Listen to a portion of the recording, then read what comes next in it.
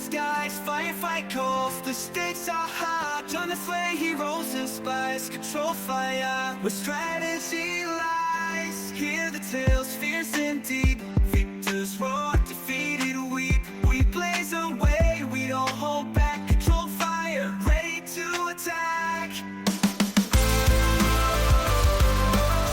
Hello and welcome to Controlled Fire episode 14. I'm Luke. I'm Sam. I'm Mike. And this episode is our Plague faction review. Before we get stuck into the specifics about some From the Forge, Mike, what's been going on? Finally finished the 1,500 points worth of Night Stalkers. And yes, woohoo! It also made it about 2,300 points worth of Kings of War. So it straddles both of those two games for me. I haven't played them in Kings of War yet, but I'm hoping to do that by the end of the week. Starting to fill in some gaps in my Forge Fathers with some units that I didn't really have before, like the Halter. Know that the Thorgarum double-handed hammers hit the vault. I've got those so I can convert those because my original ones were just using single hammers and pistols when they remembered to use pistols, and a few other bits and pieces like militia and recce just filled them in. So that's what I've got on my desk at the moment. More Forge Fathers. Well done on getting the Night Stalkers out. That's very exciting to have a fully painted complete army. That's good. Also, I enjoyed playing that. And in two systems. Yes, and in two systems, yes. So get to see how it is in Kings of War. I'm used to playing Barangar in that, which is very different to what Night Stalkers are, so it'll be interesting to try a different style in that game. Well, for myself, I've also finished an army. We'll recall over the past few Controlled Fire From the Forges that I've been getting distracted from GCPS and then coming back to GCPS. I have now finished painting 2,000 points of GCPS. They are done. And just in time, because the new Plague units arrived in the vault. And man, my eyes wandered as soon as those came. Anyway, because it took them a while to get printed and assembled, I could clear my hobby desk of GCPS. And I'm now looking at the new Plague units is what's on my hobby desk right now. As well as I've just glued in the Plague mule crew that you also get in the vault. So this is the hootin' and hollering ghouls riding around in the back of a bouncing mule. They're all now glued in, so very happy with that. The only fly in the ointment for the Plague is that I've just ordered in some new Matsudan as well with the Matsudan that came to the vault a few months ago. So the Plague could be getting displaced by some sumo lizards soon. Sounds pretty much par for the course. Every month you're like, I'm working on this, but I'm distracted by this other thing. That's actually a bit like me, to be honest. So for me, it's literally the Forge that I'm working on. I've been tidying up and reorganizing my hobby shed. So I'm labeling tubs, organizing that sort of stuff, just getting it all nice and tidy. It's almost done. So now I'm at the point where I've got my table always set up, but I can pull out any game that I want to play at a moment's notice if someone wants to come around at short notice, and we can play a game of pretty much anything at this point. On top of that, I'm working on a bunch of Kings of War tables. So I want to have an extra 6 tubs of tables to be able to cart around to events. And I'm starting to collect everything I need to make a Trench Crusade board, which is going to be very fun. I think I'm looking more forward to the hobby of building that table than I am of like painting the models for the game, because some of the trench boards that I'm getting inspiration from are insanely cool, and I'm looking forward to putting one of them together. Also, unrelated, assembling a Conquest army. So keen to get some going very cross-game platform. Yeah, I'm just sort of branching out. I know lots of people that play lots of different games, so it's just nice to be able to have those games at my disposal and be able to play all different sorts. You reckon your trench board will suit some firefight games? Yeah, I've got some thoughts about how to put trench rules into firefights. So with enough sort of little bridges to put over the trenches so vehicles and stuff can get around, I think there could be a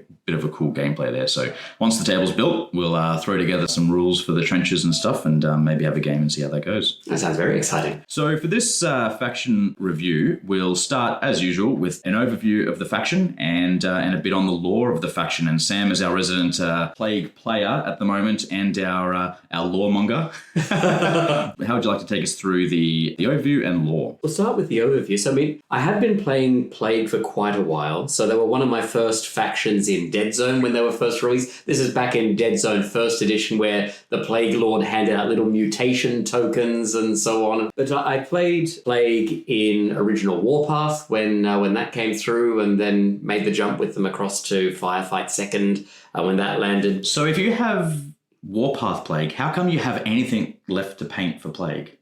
Because I wasn't always so good in the past about playing with unpainted models. Right. I'm being a lot more disciplined with myself now about if it's not painted, it really shouldn't be on the table. Yeah, cool. So the Plague are a bit of an odd army to play. I think simultaneously they're one of the easiest armies to win with and one of the easiest armies to lose with. Because beasts and vehicles are in constant competition in the list, you're continually having to make sure that you have enough scoring units in order to achieve your objectives. They can be easy to win with because you can charge across the board in a screaming horde and wipe the opponent potentially off the table. But you may not be able to win these games if you don't actually have the units you need to hold the objectives. When you're playing Plague, you need to get very used to the combo of pinning units and then charging into assault. It's your standard play to minimize casualties as you charge into assault. And don't forget that Terrifying has a chance of doing this for you for free. One of the key distinguishers, I think, of Plague from similar factions like Veermen and Night Stalkers is that you don't actually mind taking too much damage going on the way in because you just regenerate it back. Whereas Night Stalkers, you're always trying to see how you can minimize incoming fire. Plague, you really don't care. You take that fire and then you just heal it back and charge on in. They're very much their own particular play style. If you like aggressive hammers, Plague could very well be for you. Let's dive into the lore. So who are the Plague? So the Asterians have a mystery in their past. Millennia ago, the Star Empire abandoned a swathe of worlds in what the GCPS now term the Death Arc, leaving warrior clades to keep an eternal watch on these now silent worlds. As the GCPS advanced across the galaxy, the Asterians set aside their haughty aloofness to counsel the Council of Seven against exploring here. And then marauders were sent to blockade this area of space against any plucky corporations willing to chance their luck. Any that attempted were quickly disbanded and purged until House Grace broke through, and when they returned, they were monsters. So the Plague manifests in 3 distinct levels. So on worlds in the Death Arc lie many scattered artifacts. The Asterians are not very keen on anyone prying into exactly what these artifacts are. So when a life form is exposed to this artifact, it immediately begins to undergo changes, increasing in size and aggression, driven by an implacable will to dominate all other life. So these are the Stage 1s. Plague Lords and Corruptions are both Stage 1 Plague who retain their human intelligence, but further enhanced by feral cunning. Aberrations are Stage 1s where the transformation has gone a bit wrong, turning them into ravening beasts. Now, any life form that these Stage 1s attack and are unfortunate enough to survive become Stage 2s. So Leapers and Bursters are the most commonly encountered Stage 2s derived from humans.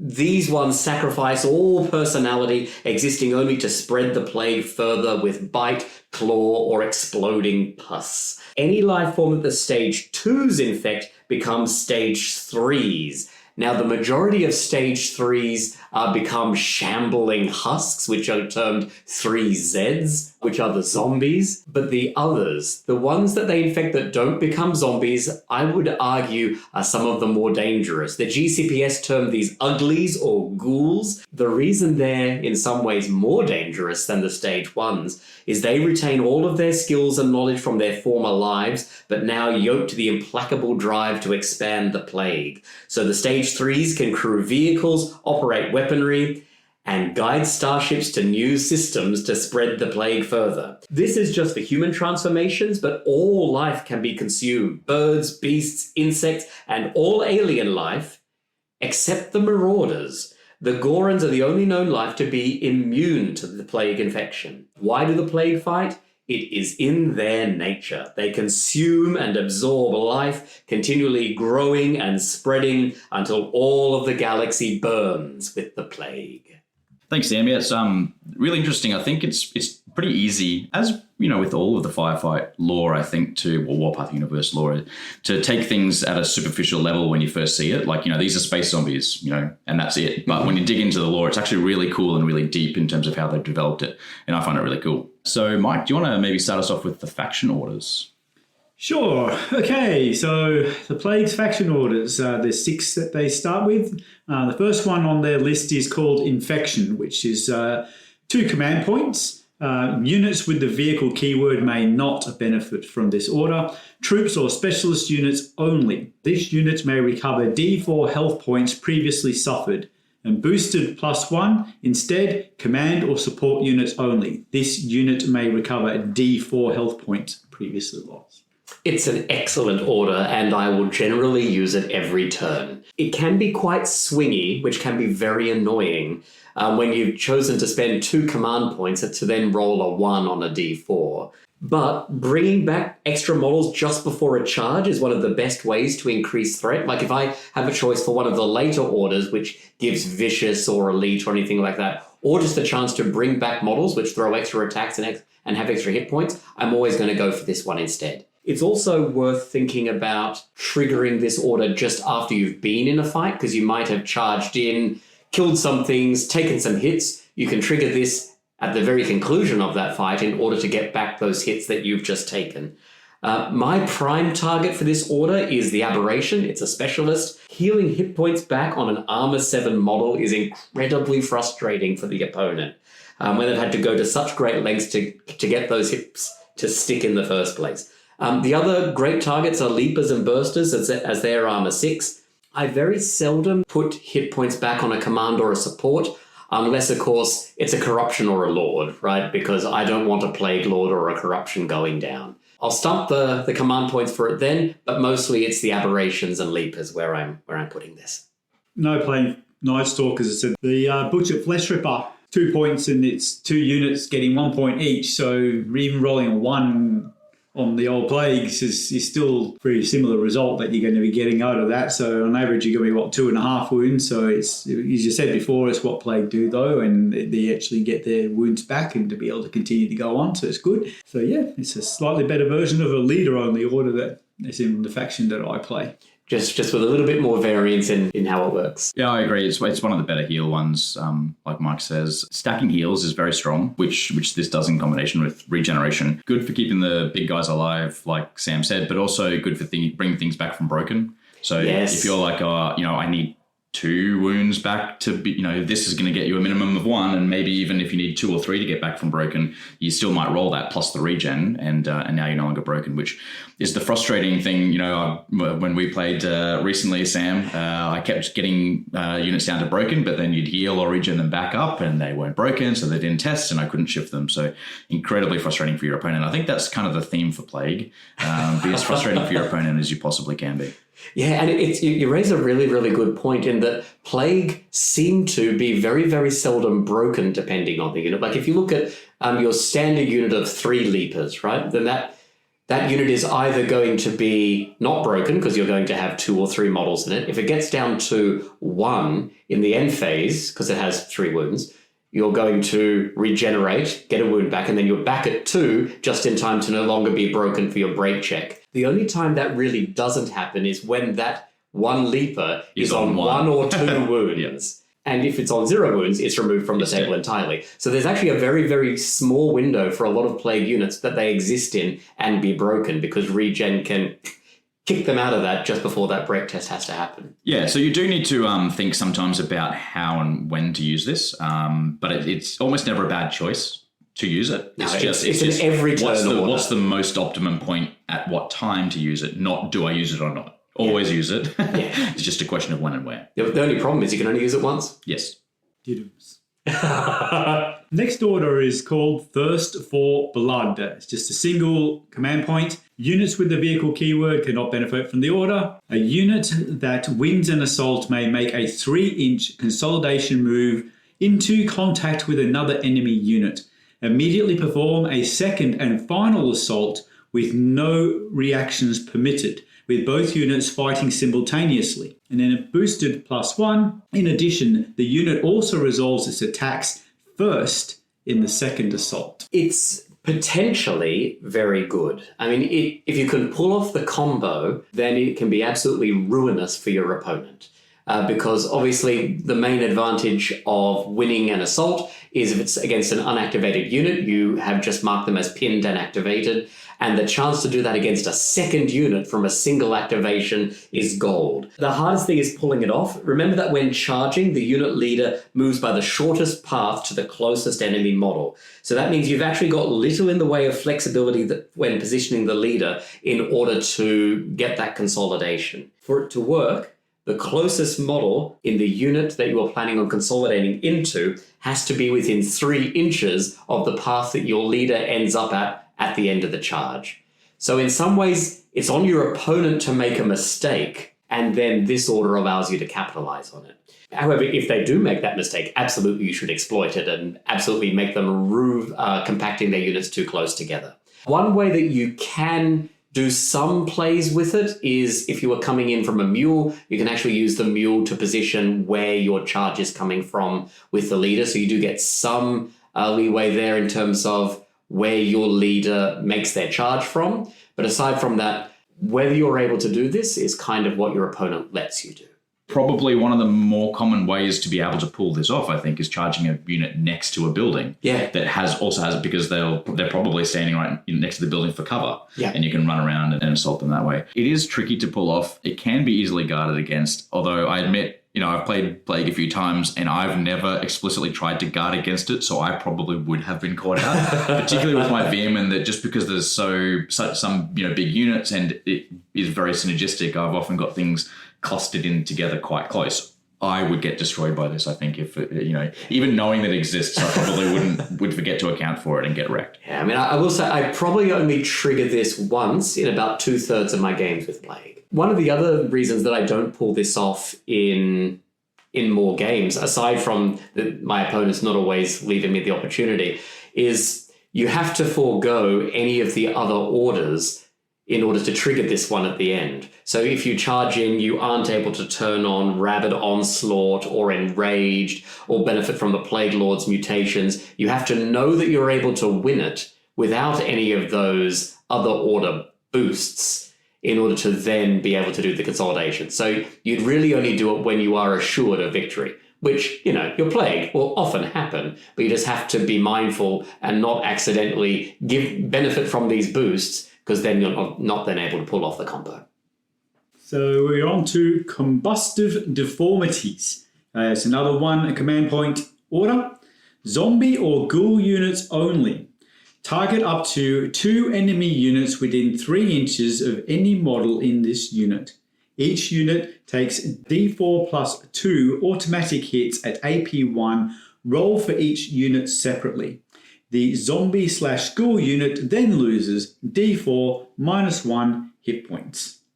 So this is a big ask to use on ghouls, I think. Nice to have in a pinch, but a bit of an ask just because you don't want your ghouls dying. I think they're kind of important for the end game. Incredibly so. It really shines on zombies. It's also an order that you can use it pretty much any time in your activation if you're in command range. So there's a lot of play you've got with this. You can move up and use it as a shooting attack because you've got nothing better to do and you couldn't assault, or you can assault and you can do it before, during, after, whatever. It should be easy to stay in command range as you can, plonk a single zombie 6 inches back behind the leader, yes. Still in command range. Yes, absolutely you do that. Just to be able to pull off this order so you can, charge in. If you start within range before you charge, for example, you could use it before you charge an assault to get rid of more models for charge reactions so that, controlled fire is less effective. Or you can charge in, do a bunch of wounds to them, and then before they attack you back, explode all over them. Explode, take out a few more of them potentially, and it's just some of your zombies that were going to die to those guys attacking you back anyway, but now you've taken out more of them. So a lot of play on this, and very fun and flavoursome. Plonking a 6 inch, a zombie 6 inches behind is a little gamey, but it is something Sam would do. So have at it. Entirely true. I won't trigger this order every game, but it is immensely fun when it goes off. I absolutely agree. Ghouls are too valuable for this to go on them, so it is the 3 Zs who are doing it. It is surprising that this order isn't on bursters, considering bursters are highly explosive. I think it'd be fun if there were an upgraded version of the order, which allowed bursters to also explode and maybe take a little bit less consequential damage. One thing which is not immediately apparent from this order is it's one of the few ways that Plague have of targeting flyers, as I discovered during my my last game, actually, where my opponent ran 3 Horntails against my Plague, who have no AA weapons and minimal shooting. But I was able to have zombies jump 20 meters up in the air and explode in their windscreens. So it's not immediately apparent, but absolutely you can target flyers with it. If they're silly enough to let their flyers get within 3 inches of your zombies, take the automatic hits at AP1. So I'm sure it's tremendously annoying for the opponent when you roll high on the D4 plus 2 and high on the other D4 plus 2, and then roll a 1 for the D4 minus 1 and take no consequential damage. But some things are frustrating. It should know it's up to 2, so it doesn't have to be. It's good even on 1, right? It's great on 2, but it's good even on 1. Yeah, absolutely. For a single point. And it's just zombies. And it's just zombies. It probably shouldn't work on flyers. What? Then you have to give me some other AA weapons. I mean, it is a little ludicrous. From a flavour point of view, it fits in the flamers it burns category to me. I wasn't really going to say it in there, but for me, I kind of go, anyway, by the letter of the law, it's perfectly fine. A heavy cam thrower that can shoot 18 inches can't shoot an aircraft, but a 3-inch pus explosion can. It goes straight up. Pretty big black heads we got there. We will move it along to Rabid Onslaught, another single point order. Unit gains the Frenzy 2 and Toxic keywords on its assault attacks. Yeah, this is the first of the faction order combat buffs. My favourite targets for this one are Aberrations and Corruptions, as those units don't have Frenzy natively, and they have high-quality attacks. So re-rolling 2 of those attacks, which are hitting on either 2s or 3s anyway, and then slapping in with AP 3 or 4, and then with Toxic at the back end as an extra damage enhancer. Yeah, it's Aberrations and Corruptions are my go-to for this order. Yeah, the Frenzy orders and Forge Fathers, they're great, and you've got a whole faction here that wants to get in up close and personal, and with only a single point, and they get Toxic as well. It's great. Mm-hmm. Yeah, I agree. It's great order for 1 point. I reckon plenty of factions would give an arm for this, but only Plague are literally able to give an arm, I suppose. So it's fitting. It's fitting. Yeah, I mean, there's a bit of a theme here. Fantastic orders for 1 point. Only one is base 2 points. So as we'll see soon, the lack of cheap, good quality command dice is not so really not hurting them so much. I guess it is worth calling out. For mine, I'd be using, like I said, the Frenzy order on the quality attacks. You could make the argument that if you're going in with a high volume of attacks, just the Toxic is worth it, and the Frenzy is just a bit of a cherry on top, re-rolling 2 attacks, and you can go for the Toxic. But there's another order I'd probably consider for that. Oh, let's get enraged. It might be that one. Another 1 point order. Zombies, ghouls, leapers, murder birds, and bursters only. This unit gains the elite and vicious assault keywords during a successful charge action, and then boosted for another point. Instead, Plague Lords, Aberrations, Teratons, and Corruptions only. This unit gains elite and vicious assault keywords during a successful charge action. Yeah, so this is the other combat buff. So for mine, this one's mostly on Leapers, giving them elite. I mean, Leapers already come with Frenzy 2, and so this allows you to re-roll the 1s and also re-roll 2 other attacks. It means with that, you should be hitting with the majority of your attacks. Ghouls, but ghouls are a bit mediocre in combat, but the volume of attacks re-rolling 1s is okay. I've occasionally put this on zombies, just when I've got nothing else to do. If it didn't particularly call out the names of the units that this is able to be put on, I'd love to try this on Crushers. I would be very hopeful that any kind of FAQ errata extends this order to some of the new 3A units that are coming through, the Bruisers and the Crushers, because this order would be excellent on Crushers. I'd be very hopeful that they don't. I'm in that club. This is fine. It's good. It's not broken.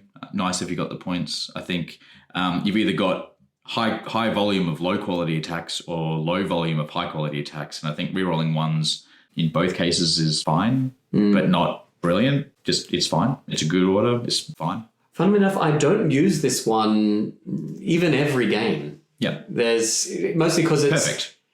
Yeah, it's good when it's used. Often I'm relying on another order, which is an aura, which we'll come to when we chat on commanders instead.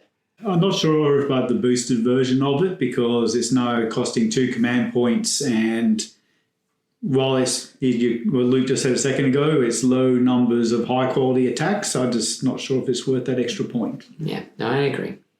Let's have a bit of a tenacious advance, another single point order. This unit may make a free 3-inch advance move at the start of its activation. This move may not be used to initiate an assault. It's a really interesting order when compared to some of the other movement orders. So I know that Forge Fathers, for example, get unnatural sprinters, which just adds 3-inch to their advance or sprint actions. Activate Neurochips and Maison adds 6 inches to advance or sprint actions, which is amazingly good. This one is very different in that it gives you a 3-inch advance move at the start of your activation. So that means you can be doing interesting things like stepping around corners with an advance action, and I now have a clear line of sight to something which previously I would have had to take a hindered charge on. You can also do things like spend that 3-inch advance to exit out of a building. Worth noting, you can't use that 3-inch advance to exit a vehicle, but you can use it for exiting a building, which means you could then have an unhindered and what would previously have been a line of sight blocked charge. It's now entirely clear. So it's a really interesting order. 3 inches in itself isn't actually much, but it's very versatile in being able to line up charges and get them clear. Generally, assault armies are quite happy just to get 3 inches on their normal assault and sprint actions, and this allows you to do that kind of tricky stuff because it's not part of that in the first place. Get past that obstacle and things like you're not hindered anymore or whatever it happens to be. It can be, just what Plague needs, isn't it? Just an extra bit of range? Yes, just a little bit of extra range and ways of being able to sneak around buildings or get the leader right now in the open so it's got clear line of sight. Yeah, for 1 point, I think it's probably undercosted compared to a lot of the other movement orders because they're usually either more situational or just to add speed to your normal movement, so not as tricksy. This is very good for 1 point. Not just for charging instances like Sam was saying, but also getting something like ghouls or weapons teams into range, or get them a sliver of line of sight so that they can do a steady aim action to ignore the cover now. It's a potentially tricksy ability for a single point, and that makes it very, very good. That said, I don't think it could be 2 or it just wouldn't be playable. I don't think. You say that it is better. I mean, it is better certainly in some instances where you are able to get that free 3-inch advance move. But for things like charging out of vehicles, you actually would prefer to have additional speed added to your move. You cannot use this to as quickly charge out of a mule or a Wolverine, for example.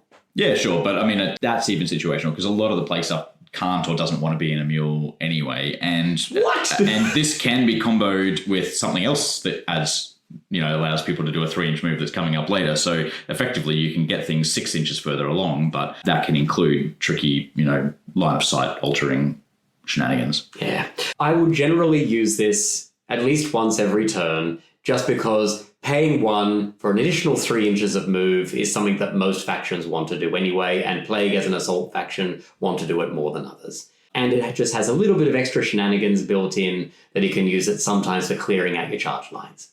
And that's it for the standard orders anyway. We're probably now moving on to the leaders, commanders.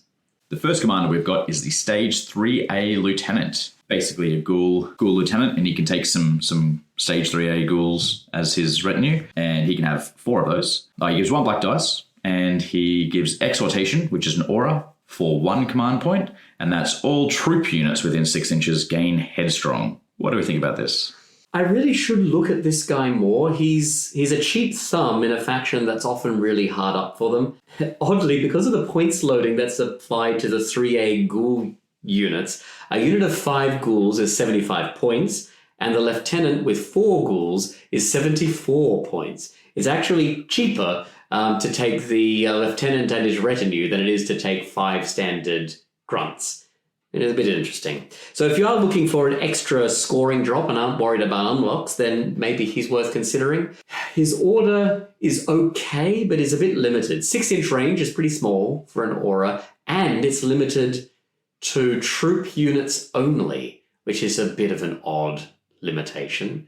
I mean, if it were 6-inch and non-vehicle units only, or even just 6 inches, I think maybe. You actually are very stuck for unpinning units in Plague. So if you do want to unpin a troop unit mid-play, this is kind of your only way to do it, is to run this guy 12 inches towards him and turn on the aura and then hope that with his inspiring you get the headstrong through.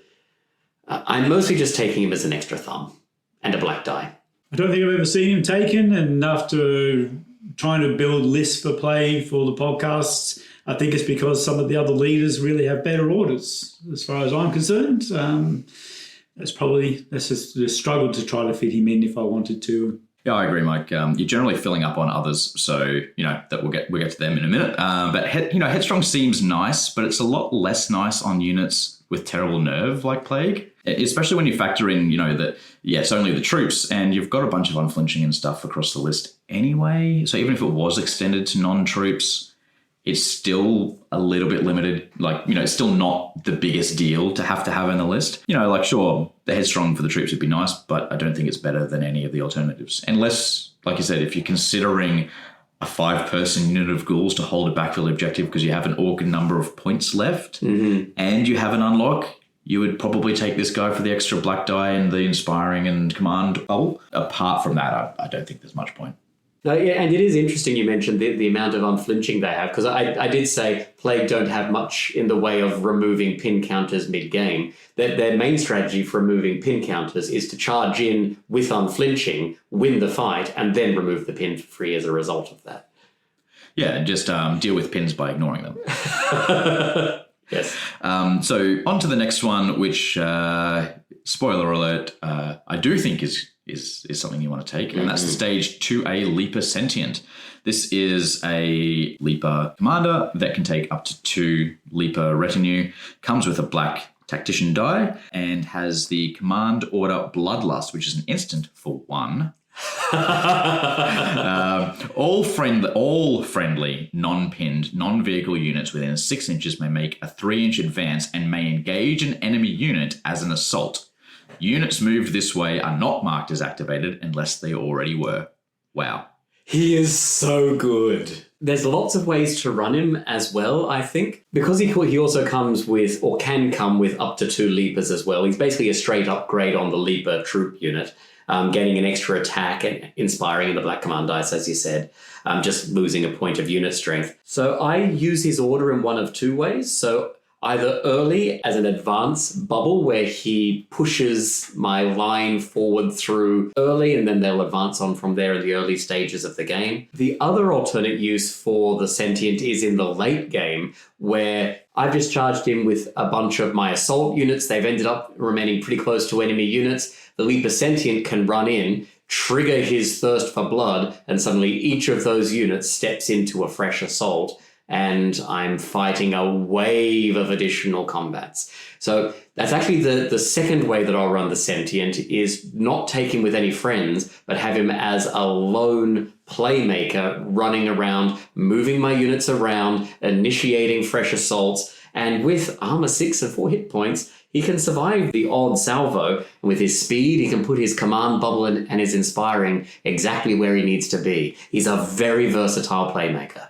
Yeah, interesting that late game use, because given the non-Euclidean geometry that we use in these games, if you're in contact and they move 6 inches away and you move 3 inches directly after them, you're now 3 inches away, so they can be triggered by this into combat with that same unit again. Yeah, so I think you get a lot for the extra 25 points over a normal unit, like a lot. The only downside being that besides being a specialist and needs to be unlocked. A commander. Commander, sorry. It caps out at 3 models instead of 4. Which, can be a downside if that's what you're looking for, but I don't think it's a really big downside. This guy's pretty great as he is. The order is extremely good for 1 point, bringing all the same shenanigans of Tenacious Advance, this time in a bubble for the same cost. And you can take multiple Leaper Sentients. So now you kind of get 3 of the same awesome order that you can use across the board on multiple units in a couple of those cases as well. So, I reckon you'd be crazy not to take at least one of this guy. He's that good. Yeah, he's very good. Yeah, I agree. I think you're crazy not to take one. It's the order, just for the order and nothing else. I find it a little strange that the 2A's only got a black dice and the 3A's got an orange dice, but anyway. No, well, because the 2A is just feral pack hunter. Yeah, he's the one that he's the one that didn't he's the sentient one. Well, yeah, because it's the model is of one of those big apes who's been infected by the plague. Ah, there you go. Oh, I've got an ape somewhere.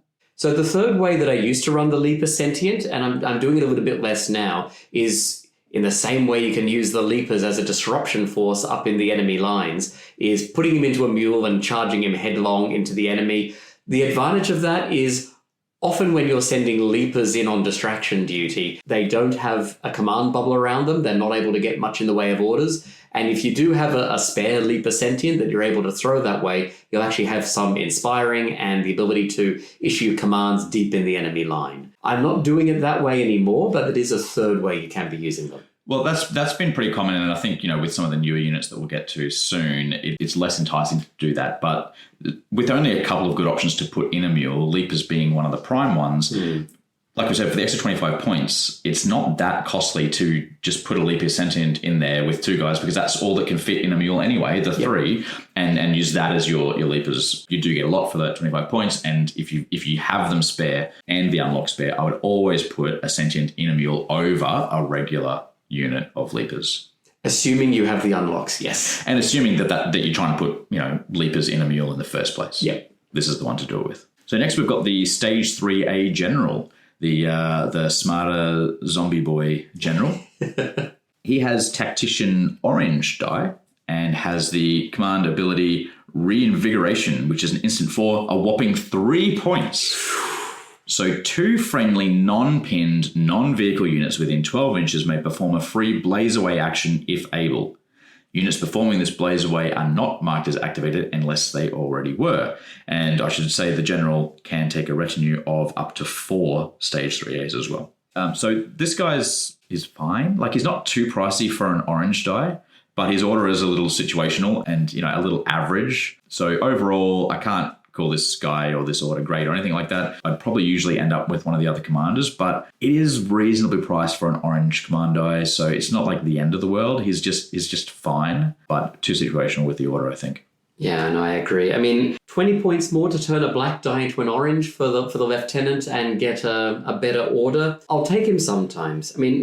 I would love the order if it weren't so expensive, and also your ghouls are actually some of your more valuable pieces in your Plague Army because they're one of your few units that actually outputs firepower, and they're also one of your few units that has unit strength paired with thumbs and the ability to claim objectives. That means you're often spreading your ghoul units quite wide across the board in order to claim multiple objectives. So that means the odds of having 2 units within range of his order of a decent size is pretty small. Most of the time, he's probably going to be triggering it on himself and one other ghoul unit, which is fine, but is not worth 3. For me, if you manage to keep your 2 ghoul units relatively close to each other and you have something else with thumbs going off in the other direction, and those ghoul units are reasonable size, so a couple of 15 units, 15 model units, especially blazing away, pinning some extra units to put in some assaults elsewhere, whether you need it because you have your autocannons, etc. on your mules is a different matter, but 3 points is probably pushing the envelope a little bit, but it gives you some flexibility. I know what you're saying about getting extra thumbs elsewhere, but one of the interesting things about the Plague list until just recently is that there are only 3 units in the list that have unit strength 2 and a thumb. That's the normal unit for most other armies. I'm a troop unit. I've got unit strength 2 and I can claim objectives. But in the entire Plague list, until just recently, there were only 3 units that could do that, and ghouls are one of them. It's why they were often my MVP in lists, just because I could actually win a game with them. You often don't have those thumbs to be sending out into other places. You kind of need to spread your ghouls around. Until recently, and we'll chat about the new units when we get to them. So the last commander, because there are no others after this, is the Propagator Command Vehicle. This is a one-of in the list only. Obviously, this is one of the inclusions for Annihilation games. This is a Mule Commander. It's a vehicle. It can take a laser cannon, autocannon, or HMG. So his command order is Blighted Rounds, which is an aura for 1. All friendly vehicle units within 12 inches gain vicious on all weapons. It's not just ranged, it's all weapons. It's a shoot for vehicle with a laser cannon in Plague. That's great. And a green command die. Also great. His order's only fine. I mean, if you're playing Annihilation, then a vehicle bump is nice, but as I mentioned right at the start, in regular games, your vehicles are competing very heavily with all of your beast slots. In order for you to get enough thumbs onto the board that you can contest objectives. So if you are running vehicle heavy and beast light, I think he's certainly worth considering. He just compares a bit unfavorably to the GCPS Canis, which grants weight of fire. I'd take weight of fire on vehicle guns over vicious. But that said, without the comparison, I think he's okay. If you're going a vehicle heavy list instead of beast, then possibly okay there too. I always consider the Plague to be a biological agent. And when I start looking at the Plague vehicles, I'm wondering whether or not it's an AI variant coming through. Because, the 3As all look like they're basically used to be Marines, when Marines all used to shoot at 5 and the 3As shoot at 6. But as soon as you put a 3A into a vehicle, all of a sudden they can shoot just as well as any other Marine in the universe. I think it probably tells us something about GCPS vehicles, that the humans are pretty well superfluous to the ability to operate the vehicle. So the vehicle is what's shooting at 5, whether the Marine's in there or not. Yeah, I don't think you care too much about the pinning guns on this guy if you're taking him. No. Although if you were, I would go the autocannon over the HMG for the extra range. Spend the extra 15 points. But We're so stuck exactly. for ranged anti-tank in Plague. 100%. That is the way to run it. Outside of Annihilation, I think you're probably taking him to babysit a Strider and either, get that extra wound on a tank to help the Strider get it over the line, or maybe pin a mule while the Strider goes for something else, that sort of thing. That's kind of how I would use him. I probably wouldn't, but that, if I wanted to take a Strider, maybe I'd consider it. Yeah, I mean, I guess it's Vicious just re-rolling ones on the to wound. I guess with the Polaris cannon, it's probably going to be ones that the only thing that fails. D2 plus 1. Like you really need to whatever you can to push those through, because they only shoot on 5s as well, right? Yes, they do. I had put some lists together a while back where I was pairing this with a Horntail, just for the sheer volume of shots and getting Vicious onto those shots, just as something a bit interesting. So yes, dear listener, there is another commander, everyone's favourite, the Plague Lord, Stage 1A. So he has a green tactician die as well, and he gets no friends with him. He has to be a Lone Ranger. So he's got Assault 3, Armour 8, Hit Points 5, Nerve of 4 up, and is a height 4, 40 mil guy. He's got Terrifying, Unflinching, Very Inspiring, Bulky Regeneration. His command order that we'll get to in a moment, but he has 6 melee attacks on AP3, Anti-Tank, Frenzy 2. He is a beast in all but name. He destroys things. Luckily for him in this, he's not ridiculously slow like his Dead Zone counterpart, which moves 1/1. One, yes. ever, just one only. Yeah. They decided maybe he can try and keep up with his troops in this game. So his command order is Mutation, which is an aura that costs 2. All friendly units within 12 inches gain Resilient 1, Frenzy 1, and increase the AP of their assault attacks by 1, which is very good. Because of the Plague Lord's aura is often the reason I'm not triggering Enraged, because if I get the chance for a pip of Frenzy and AP and Resilient, I'm taking that over Elite and Vicious.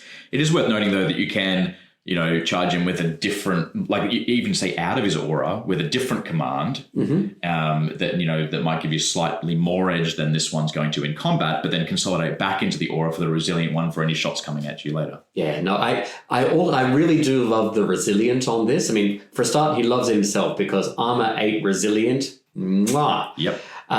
It does give a little bit of tricksiness in terms of timing, because obviously in the early game you're probably preferring to act with him late in a round so he's not walking straight into range of enemy guns. But that means he's also not turning on that Resilient bubble until later in the turn. So it's probably more for later turns where you often want him going early before he gets drummed by too much fire or pinned so he can unflinching through it. But just the chance to turn that on and get that resilient bubble around him, it's just so good.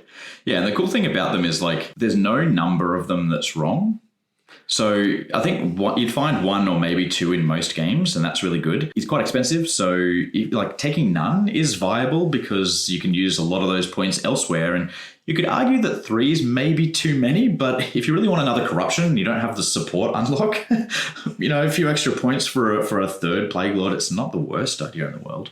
I certainly don't disagree. I don't know if I'd ever run 3 just because I have friends I want to keep them. That's it. I have certainly run 2. You're right, though. He is very expensive. At 150 points, that pegs him pretty close to a Sternhammer, right? Yep. So that means he'd need to be outputting Sternhammer levels of damage. Although he is a very different piece. He's tough like a Sternhammer is, and he's entirely assault focused, and he also supports everyone around him. But armor 8 and 5 wounds does go down to concentrated fire. And particularly if he does get hit by some of those bigger guns, so you do need to tuck him away. Fortunately, with a 40 mil base, he's a little bit easier to hide than an aberration or a corruption, so he's got that going for him as well. But height 4 means he's only getting cover from most of the friends that he's standing behind. Well, he's probably dying to 2 hits from that Sternhammer, right? Well, yeah. So, but that said, he is absolutely worth every penny of that 150 points if you can get him in. Otherwise, he's just a big points hole in your list, but a green command dice while he got there. Yeah, he's going to draw an awful lot of fire on his way in, and the first time you let him get into your lines, you're going to vow it never happened again because he's just going to obliterate anything that he touches. That's the kind of mistake you only make once, and then you just pour everything in there.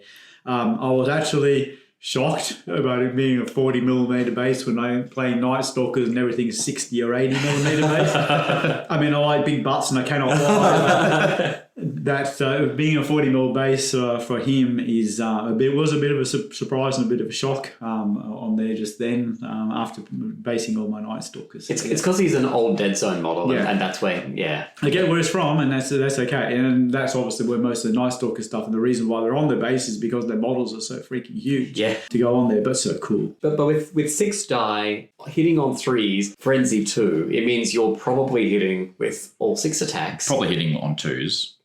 Well, you are hindered, surprisingly, but mostly because you're trying to tuck him around buildings. He's never getting straight line charges. True. But hitting on 3s with Frenzy 2 or 3, because he's turned on his own aura, means he's hitting on 3s, re-rolling 3 dice, and then because his aura's on, he's hitting with AP4. It means he's probably killing 5, if you're lucky, 6 models a turn. Although with AP3, going against some higher armor units, a lot of those, some of those hits aren't going to stick. So you might not wipe the unit out, but you're winning the combat because they're not killing it. They're not putting enough wounds back on him to win. And it feels so bad when you don't kill him. Yeah. And then he's regenning back a wound, and you have to go and put another wound slip through that armor 8, possibly with Resilient 1. He's so good, so expensive, but so good.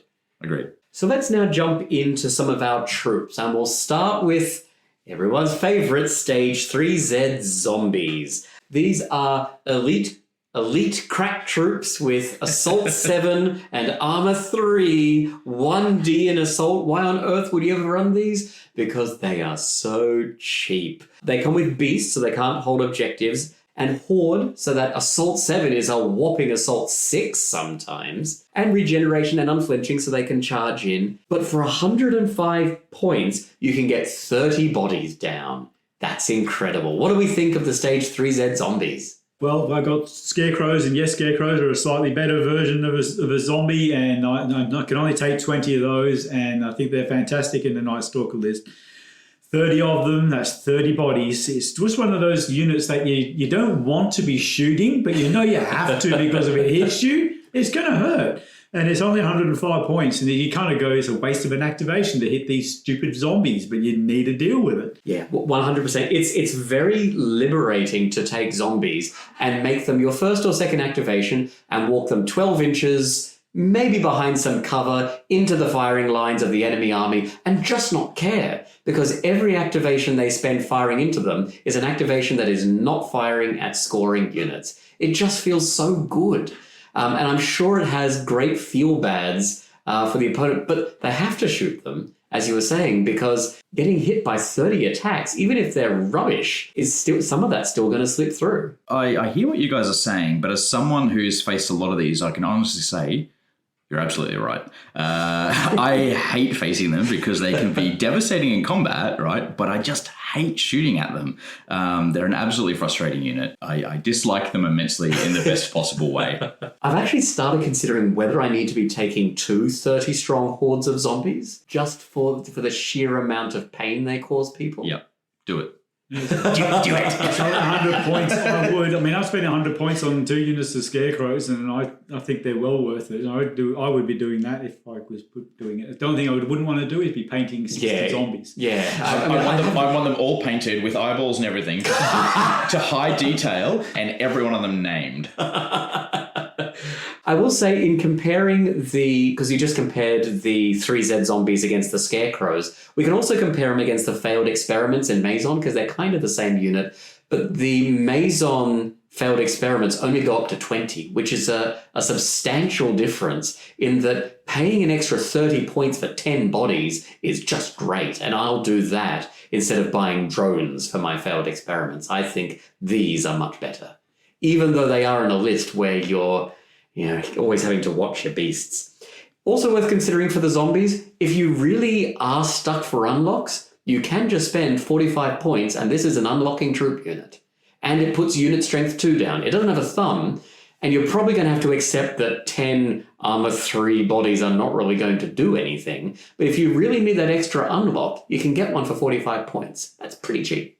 All right, let's move on to a 50-point unit, which is the Plague Mule. We're all familiar with mules. They're a capacity 6 vehicle that shoots around the board. The difference of the Plague Mules is that they are 5 points more, which is absolutely outrageous. They have a spiked ram, which means they have 3D AP2. Still only assault 6, so it's probably your second choice of weapon. But they also have the option for laser cannon and autocannon like the GCPS, and the HMG like the Marauders. The laser cannon costs an extra 15. The HMG is a free upgrade.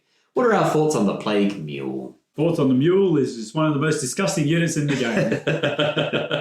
Every faction that we're going to cover a mule on, I'm going to say exactly the same thing again. Yes, they are 5 points more, which is outrageous, but they do hit better, right? So, you can punch things as well as pew-pew them. We all need more mules in our life, take 2. When it comes to the choice between the autocannon and the HMG, I think this one, there is cause for the HMG, potential use for the HMG over the autocannon, just because the extra die if you really want to guarantee the pinning, but I'd still probably take the autocannon every time. Oh, no, I always take the HMG. Really? Always. I am not looking at these to cause damage. 3D AP1 on 5s, probably in cover. I'm probably only going to get one hit. One AP1 hit. It's more the 24-inch range, so you don't have to just be going the ones in front of you. You can throw them out wherever. My mules are never not going to be in range. But it's also, I would much rather drop my range, drop the AP to absolutely near positively guarantee I'm pinning whatever I'm shooting. Near positively. Well, we might talk about which units might go in the mules as we run through. Should we run on to the next unit, which is one of our new Vault exclusive units, the Stage 3A Bruisers. So I mentioned before that previously there were only 3 units in the Plague list that had unit strength 2 and thumbs. With the advent of the Vault exclusive units, that has doubled to 6. And one of these is the Stage 3A Bruisers. So these are ghouls in pretty well the entirety of their stat line. They have lost Overwhelm, but gained Elite on their melee weapons. And instead of the standard rifles that they're carrying, they instead carry auto pistols, which are like normal pistols, but with blaze away. And they carry pox bombs, which are like the grenades carried by the Marauder Salvage Engineers, range 6 2D, blast D2, but these have toxic, where the grenades of the Salvage Engineers don't. Worth calling out, though, that these are shoot 6. So they also have the option to take heavy melee weapons. If they do that, they keep the same number of attacks and lose Elite, but they gain AP2 and Devastating 2 for 5 points. What do we think of the Bruisers? I don't like the heavy weapon upgrade that they get. You know, they get devastating too, but no anti-tank on it. It's a bit weird, and it makes them very good at dealing with multi-wound models like Reapers or Forge Guard or something along those lines. Enforcers, a few of those different bits and pieces. It makes them quite good with the devastating 2 to be able to deal with those kind of units. I do like that because they have a big weapon. It's not necessarily better against vehicles, but it is a big, heavy blow that will crush anything that it falls on. Yeah, I quite like the melee weapon upgrade. I think you lose the auto pistol as well. Oh, that's true. Yeah, but who wants to shoot one die on 6s? Well, it could be blazing away. Could be blazing away, sure, but that's not what this unit's wanting to do. I think if you've got the points, it's a worthwhile upgrade. You do, like you say, trade the elite, but you gain AP2. And the devastating 2 is a bit weird, but nice, I guess. There's some units, particularly not in Night Stalkers. maybe that's what you think is odd, Mike. Oh, and Forge Guard. Yeah, but the heavy armor is probably going to deflect a lot of that because they don't true. have the anti-tank. But, the low, it's going to be wounding on 2s or 3s against most of the Night Stalker army. And then a lot of those are multi-wound models. Yeah, that's and they're going to be taking the devastating, so that's pretty good. I see why you have an aversion, mate. Well, I did name all 3 factions that I played. I wasn't exactly hiding that fact. That's the units in there that's going to impact. Armor 6 Enforcers, wounding them on 4s. They've got 2 wounds. So this is a unit basically built to kill Enforcers, I think. I mean, I do also just love the idea, because you've seen the models for the Bruisers, and it's basically they're carrying an uprooted street lamp. And I just love the idea that there's an Enforcer and his amazing power armor who just gets absolutely decked but by a street lamp with all the concrete and rebar sticking out the bottom. It's the only unit in the game that's got devastating without anti-tank, isn't it? I don't think I've ever seen To my knowledge, I think it is, yeah. Yeah, very possibly. Mm-hmm. These guys, I think they, like the salvage engineers, they can go quite well in a mule, but these can also go up to a unit size of 10 and have the option of up to 2 dog drones. Not sure you want the dog drones unless you really got 8 or 16 points to spare, but it's an option. Yeah, it is there as an option. I mean, I think the comparison against the salvage engineers is a good one, because mathing it out, the shoot 6 blasty 2 toxic works out roughly the same as shoot 5 blasty 2. It's roughly the same, except of course the salvage engineers have advanced training and an order absolutely tailor-made for them to open fire with short-range shooting, and the Plague have no shooting orders at all. But the Bruisers, I think, are probably better in assault, and they're certainly faster than the Marauder salvage engineers.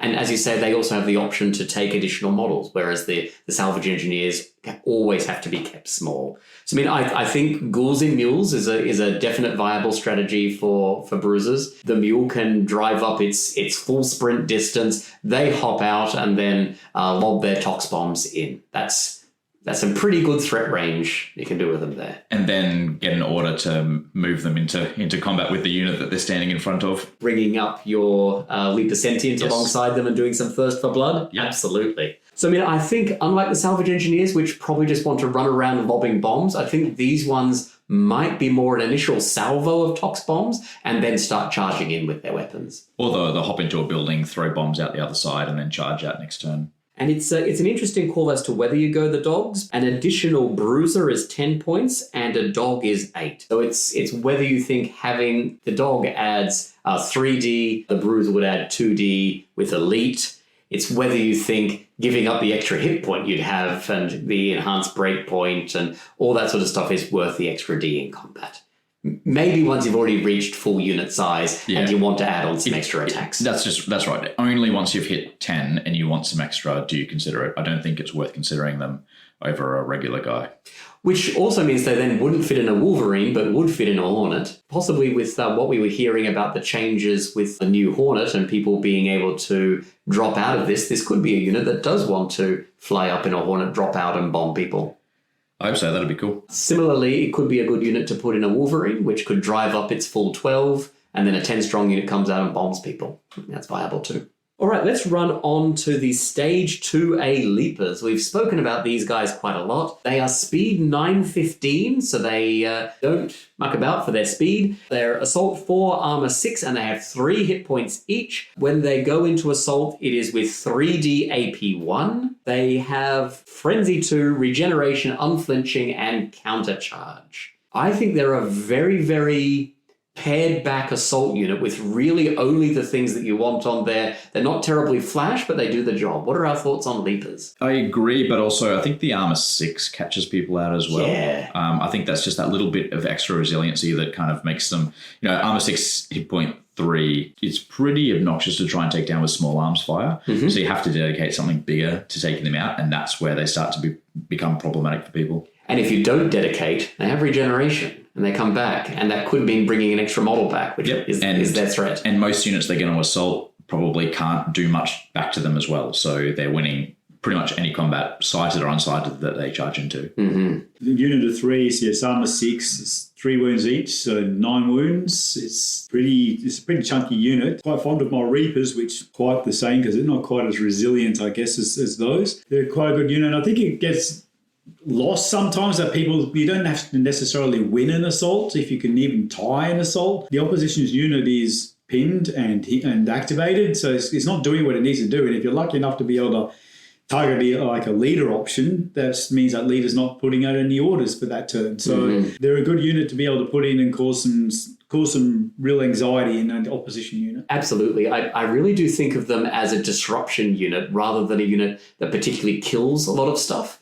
I think point for point, they actually come in with a considerably less damage output than a lot of the comparable troop assault units like Kalishi, Brawlers, Reapers, and so on. They don't output as much damage, but they do have armor 6 and 3 wounds. Yeah, so like I said, they're a great disruption unit, but they're a unit that you can throw out there to disrupt stuff and force them to either not be able to do much back to you or dedicate way more than they'd like to try and deal with them up close and personal. So all those others that you listed, like Brawlers and that, they die pretty easily once they're exposed and in the open. These don't die nearly as easily, so you can sort of throw them out, particularly on a flank where there's less out there, and if they want to deal with them, they have to dedicate a lot. And that's a lot that they're not shooting. They've already done a job. They've already disrupted a unit, possibly taken them out, possibly, made them push back and pin them, etc. That buys the rest of your army time to move up. Absolutely. Also worth calling out that Leapers are one of also your unit strength 2 with thumbs units. That said, you're often not having these guys hanging around on objectives that they want to be getting stuck in. Good though, turn 1, run up, claim an objective, turn 2, charge off and disrupt a unit. That's a really great use for them. Absolutely. I will say often these are charging out of mules as well. I mean, I will normally have 1 unit of Leapers in the opponent's deployment zone turn 1, just because You're a friendly guy. it is for that reason. And just to give them something to deal with, as we were saying, they're a disruption unit and very good at it. All right, now we run on to the second of the new units. These are the Stage 3A Crushers. So they're a bit slower than a lot of the other plague units. These ones are your standard 6-12. They're ghouls with their assault, only assault 5, but they do have armor 6 because they're carrying shields, and that also gives them defensible as well. They have overwhelm 8, so a little bit better of an overwhelm than ghouls, which we'll come to in a moment, and the standard regeneration and countercharge to be paired with that defensible. In melee, they're carrying energy flails, which are 2D AP1 seismic. What are our thoughts on the Crushers? They're fine, but I think a bit too vanilla for me. I'd rather take one of the other things that are more specialized in a particular area. Armor 6 on these is nice, but again, Leapers armor 6 as well. Fine unit, fine cost pointing and all that sort of stuff. Defensible, like countercharge is the worst charge reaction, so they got defensible for the worst charge reaction. Well, they don't have guns. They can't use any of the others. Yeah, so, but fade. What army do you think this is? Which is a fine, nice little bump. They're a fine unit they're sweet models, I think. Done really well with plaguifying the shields. So from that point of view, if you want to play them, totally fine unit. Just for me, I would rather choose one of the more specialized assault units. Mm-hmm. I like the shields. I like shielded units, especially my enforcers. I can sort of see a use for these to plonk them on an objective that you particularly want to hold while everything else goes running past. And they can't necessarily shoot, but a bit more resilient. And if something does come to hit it in the face, then it can punch it back. I think they really do have a unique place in the plague list and something it hasn't had before. I mean, I absolutely agree. These are going to be compared to Leapers because they're your other troop unit, which is armor 6 and is purely there for assault. So where Leapers are a bit faster with their speed 915, these are only speed 612. That said, the Crushers output damage in ways that Leapers don't. Point for point, the Crushers are going to output more damage than the Leapers. So the Crushers also, with their lower overwhelm as well, you're probably wanting to run these as larger, and then they can camp out with unit strength 3 pretty easily on an objective with an Overwatch for free. I think this is probably also the unit that is most likely to be taking dogs, as well, as this is a pure assault unit that can actually run hounds. I don't normally see the purpose of taking hounds in ghouls, but possibly with these Crushers. I don't think they're going to suit every list, but I think they'll have a place in some where you're looking to have a melee damaging unit with armor 6 that is not Leapers. Point for point, they have more attacks, but also it takes 3 wounds to remove attacks from Leapers and it takes 1 wound to remove attacks from Crushers. So it's true. There's always swings and roundabouts. So still, even said, it's,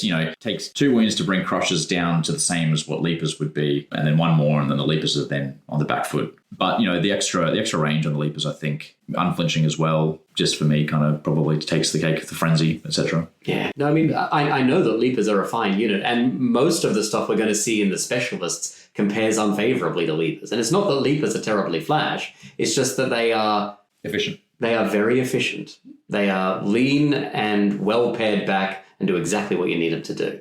And it could be that Crushers in their slot will do what you need them to do, but they are doing something different to Leapers. If you do happen to be one of those people who tailor your list to your opponent and you know you're playing Asterians, not a bad unit to take. Yeah. Oh, Seismic, of course. I mean, yes, it's true Crushers are going to be better against vehicles, but absolutely against constructs as well. So yeah, they'll mince marionettes and ciphers. All right, let's run ourselves onto the stage 3A ghouls. So these are often my MVPs in games, just because until just recently, these are the ones which have been sitting on objectives for me and have won me games. They have Overwhelm 10, they are 615, they have a great shoot value of 6. Your standard 5s across the board for most of the rest of their stats. They've just got a standard rifle. They're a bit of an interesting one in that 75 points buys you 5, and then all the additional ghouls only cost 6 points each. So if we go back to our list building episode where we were talking about drop cost, ghouls have the biggest drop cost in the game of 45 points, which just weirdly skews how you take the unit. You have to take them big. What are our thoughts on ghouls? One of the sort of mainstays, as I say, it's one of the few units, well, at least it used to be one of the few units that could actually capture and hold objectives, can handle hand-eye pins like crazy to let your rest of your army do the work. It's just your common workhorse unit that's going to be sitting in your army list. Yeah, I think there's enough scenarios where a unit with small arms fire that's not going to die to a stiff breeze is needed somewhere to hold an objective. They're the only true small arms fire unit in the list, really, for objective holding. And that's often something you need, so this is a unit you often need. I think they're the only small arms fire unit in the list. Well, there's some of them. Apart from the commander, yeah, the commanders who have ghouls with them. Yeah, and they could take that role as well, but this is really the unit that's made for that kind of play. I do like them, obviously. They are just a bit strange in that you absolutely want to be taking these at the full 15, because if you're taking 5, then you're paying 15 points a model for something which is armor 5 and 1 hit point with a shoot 6, which is terrible. If you take a unit of 10, then you're effectively paying 10.5 points a model. It's when you get to a 15 strong unit that you actually are paying 9 points a model overall and you start feeling good about things. So you're always going to be wanting to run the ghouls large, but it also gives some perverse incentives for what you do with upgrades. The best upgrade for a ghoul unit is always another ghoul while you can. There's very little point paying 10 points to take a grenade launcher in order to take one guy and turn his shots into blast D4. At shoot 6. At shoot 6. When for 12 points, you can just buy 2 more ghouls.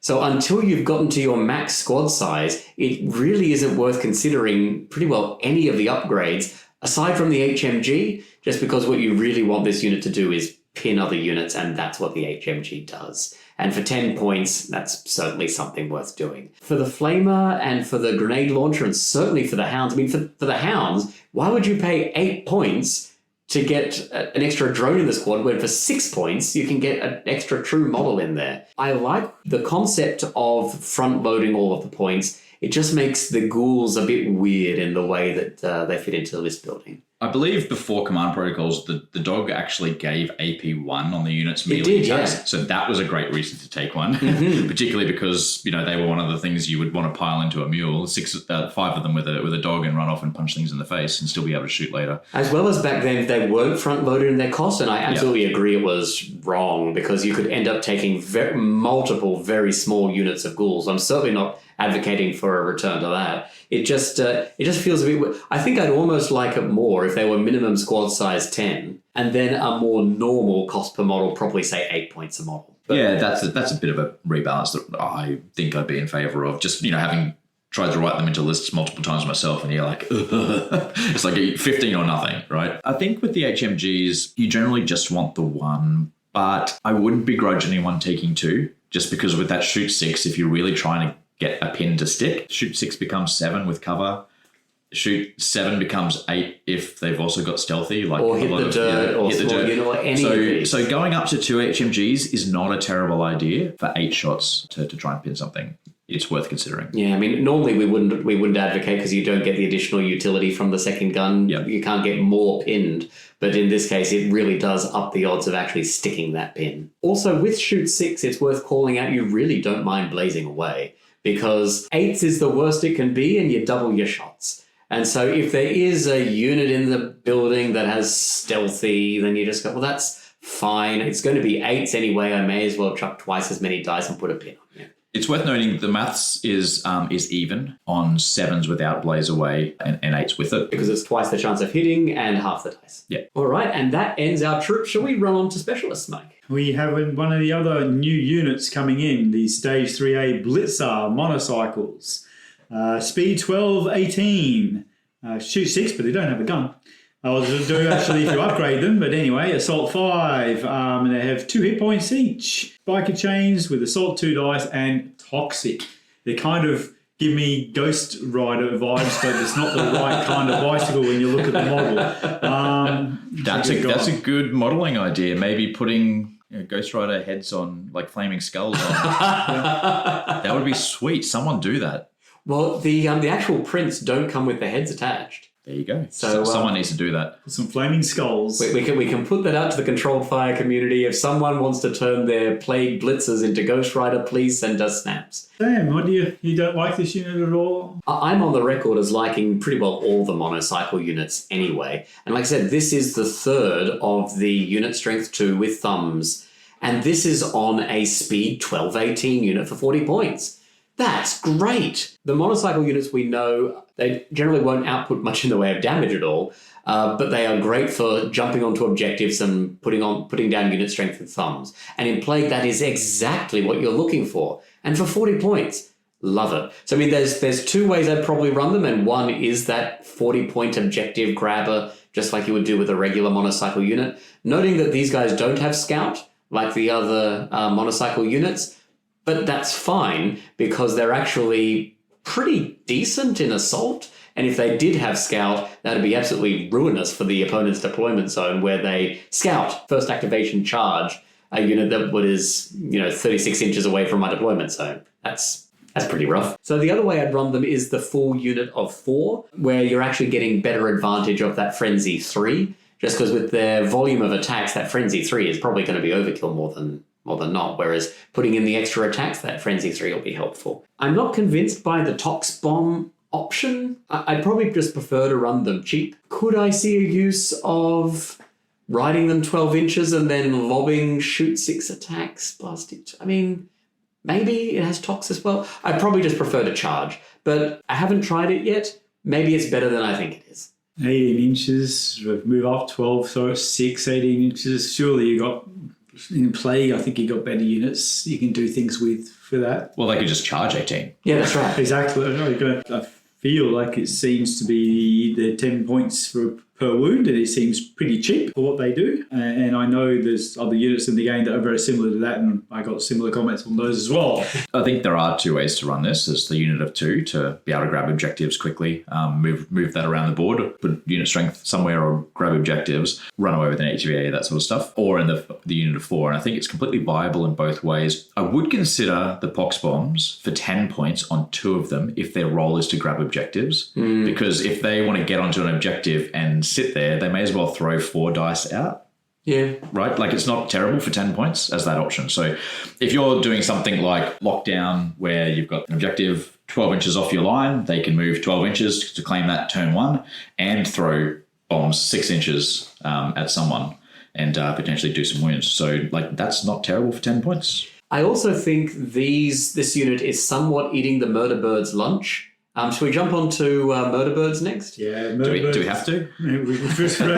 Same speed, 12-18, same assault, anti-grav, beast, bulky, regeneration, stealthy. Assault 4 dice, it just has vicious on it. Yeah, I think this lunch has been well and truly stolen. Before, I would have compared murder birds against leapers and think that murder birds get an extra 3 inch on the charge, come out about the same in assault but are much less durable and have beast and so can't score. They're basically trading speed for durability and the ability to score objectives. Am I prepared to make that trade? Not really. But now, of course, you compare them against the blitzers, which are a little bit cheaper, have the same range, and can score. Well, they do have an extra hit point per model over the blitzers, and they've got more dice in attack with vicious, so they actually do output a bit more damage, with the anti-grav and stuff as well.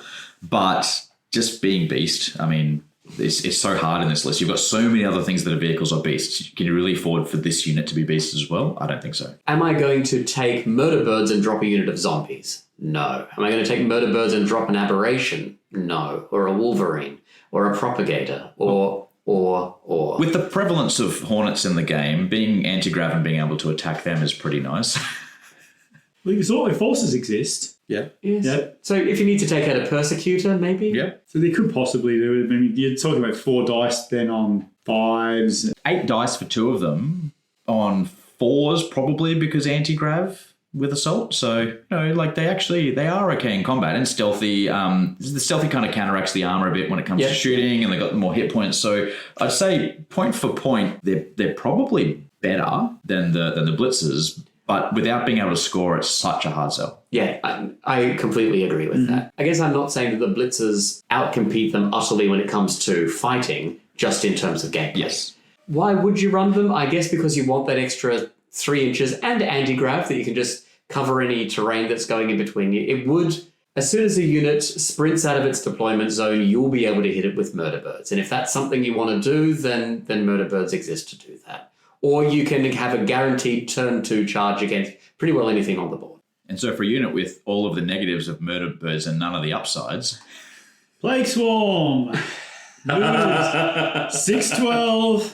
Assaults on 5s, has a whopping armor of 3+, does have 4 hit points per model. Beast, regeneration, unflinching. There you get 4 attacks at AP1 with no keywords attached to it. So 5 points more than the murder birds. They've got worse armor, no stealthy, but 1 more hit point.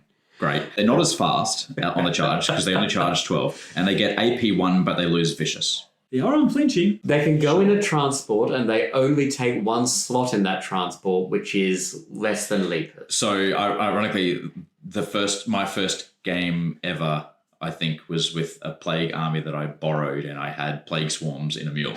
Back when running units charging out of mules was prime strategy. And back when you could bring a mule in from reserves halfway up the table. God, you're gross. So they're good in that situation, but that's no longer a situation. So yes, they can go in a mule, but there's plenty of things that you're going to want to put in a mule instead of these, probably. Let's move on. We'll go to the Stage 3A weapon team. Speed 6-12, shoots on 5s, armor 5, do have 3 hit points each. Come with multiple different types of shells. Your shrapnel, which is pretty much your pinning version, which is indirect, is 6-24, 3 dice, plus the 2 pinning slow reload. You're looking at your toxic shells, 624, 3 dice, blast D2, indirect, slow reload, and toxic. And then you have your typical smoke shells, 624 again, 3 dice, indirect, slow reload, and smoke. They can assault at a single dice. Yes. I think they're in a bit of trouble if that's coming down to that. I really do want to like this unit, and I know some people have used them to good effect, and I ran them in the last tournament I took my plague to, and they did okay. They do have a thumb, which is great, because they're unit strength 0. If I believe I'm going to be playing controlled advance, I think this unit has a definite place, because they can camp one of my backfield objectives, and you're often hunting for a unit in plague to do that.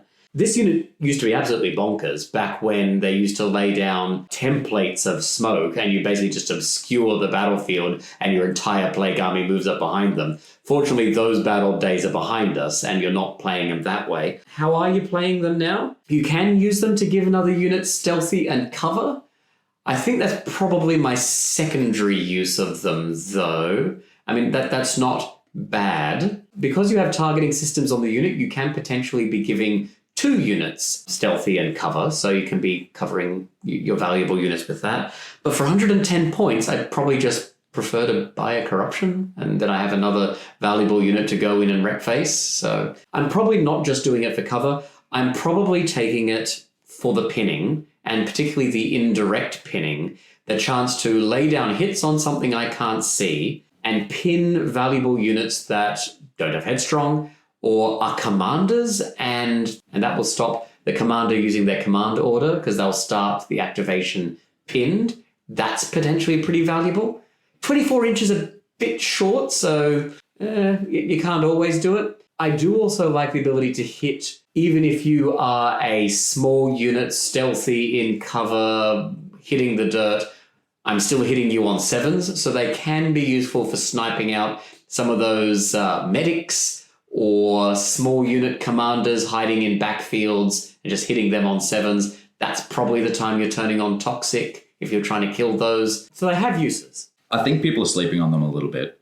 I think a unit of 2 being able to put out 2 smoke is very, very good. You know, having played a lot of VMN with that same ability, it can be very detrimental to your opponent's ability to hit your units. But because they've got the flexibility of not just being stuck to doing that, that's the kind of thing you can do when you don't have range to shoot other things, like pin them. Or you can pin a unit with targeting systems and smoke another unit. Yeah, that's very true. The other reason I think people are sleeping on these a little bit is because they go 24-inch range, probably can't shoot anything turn 1.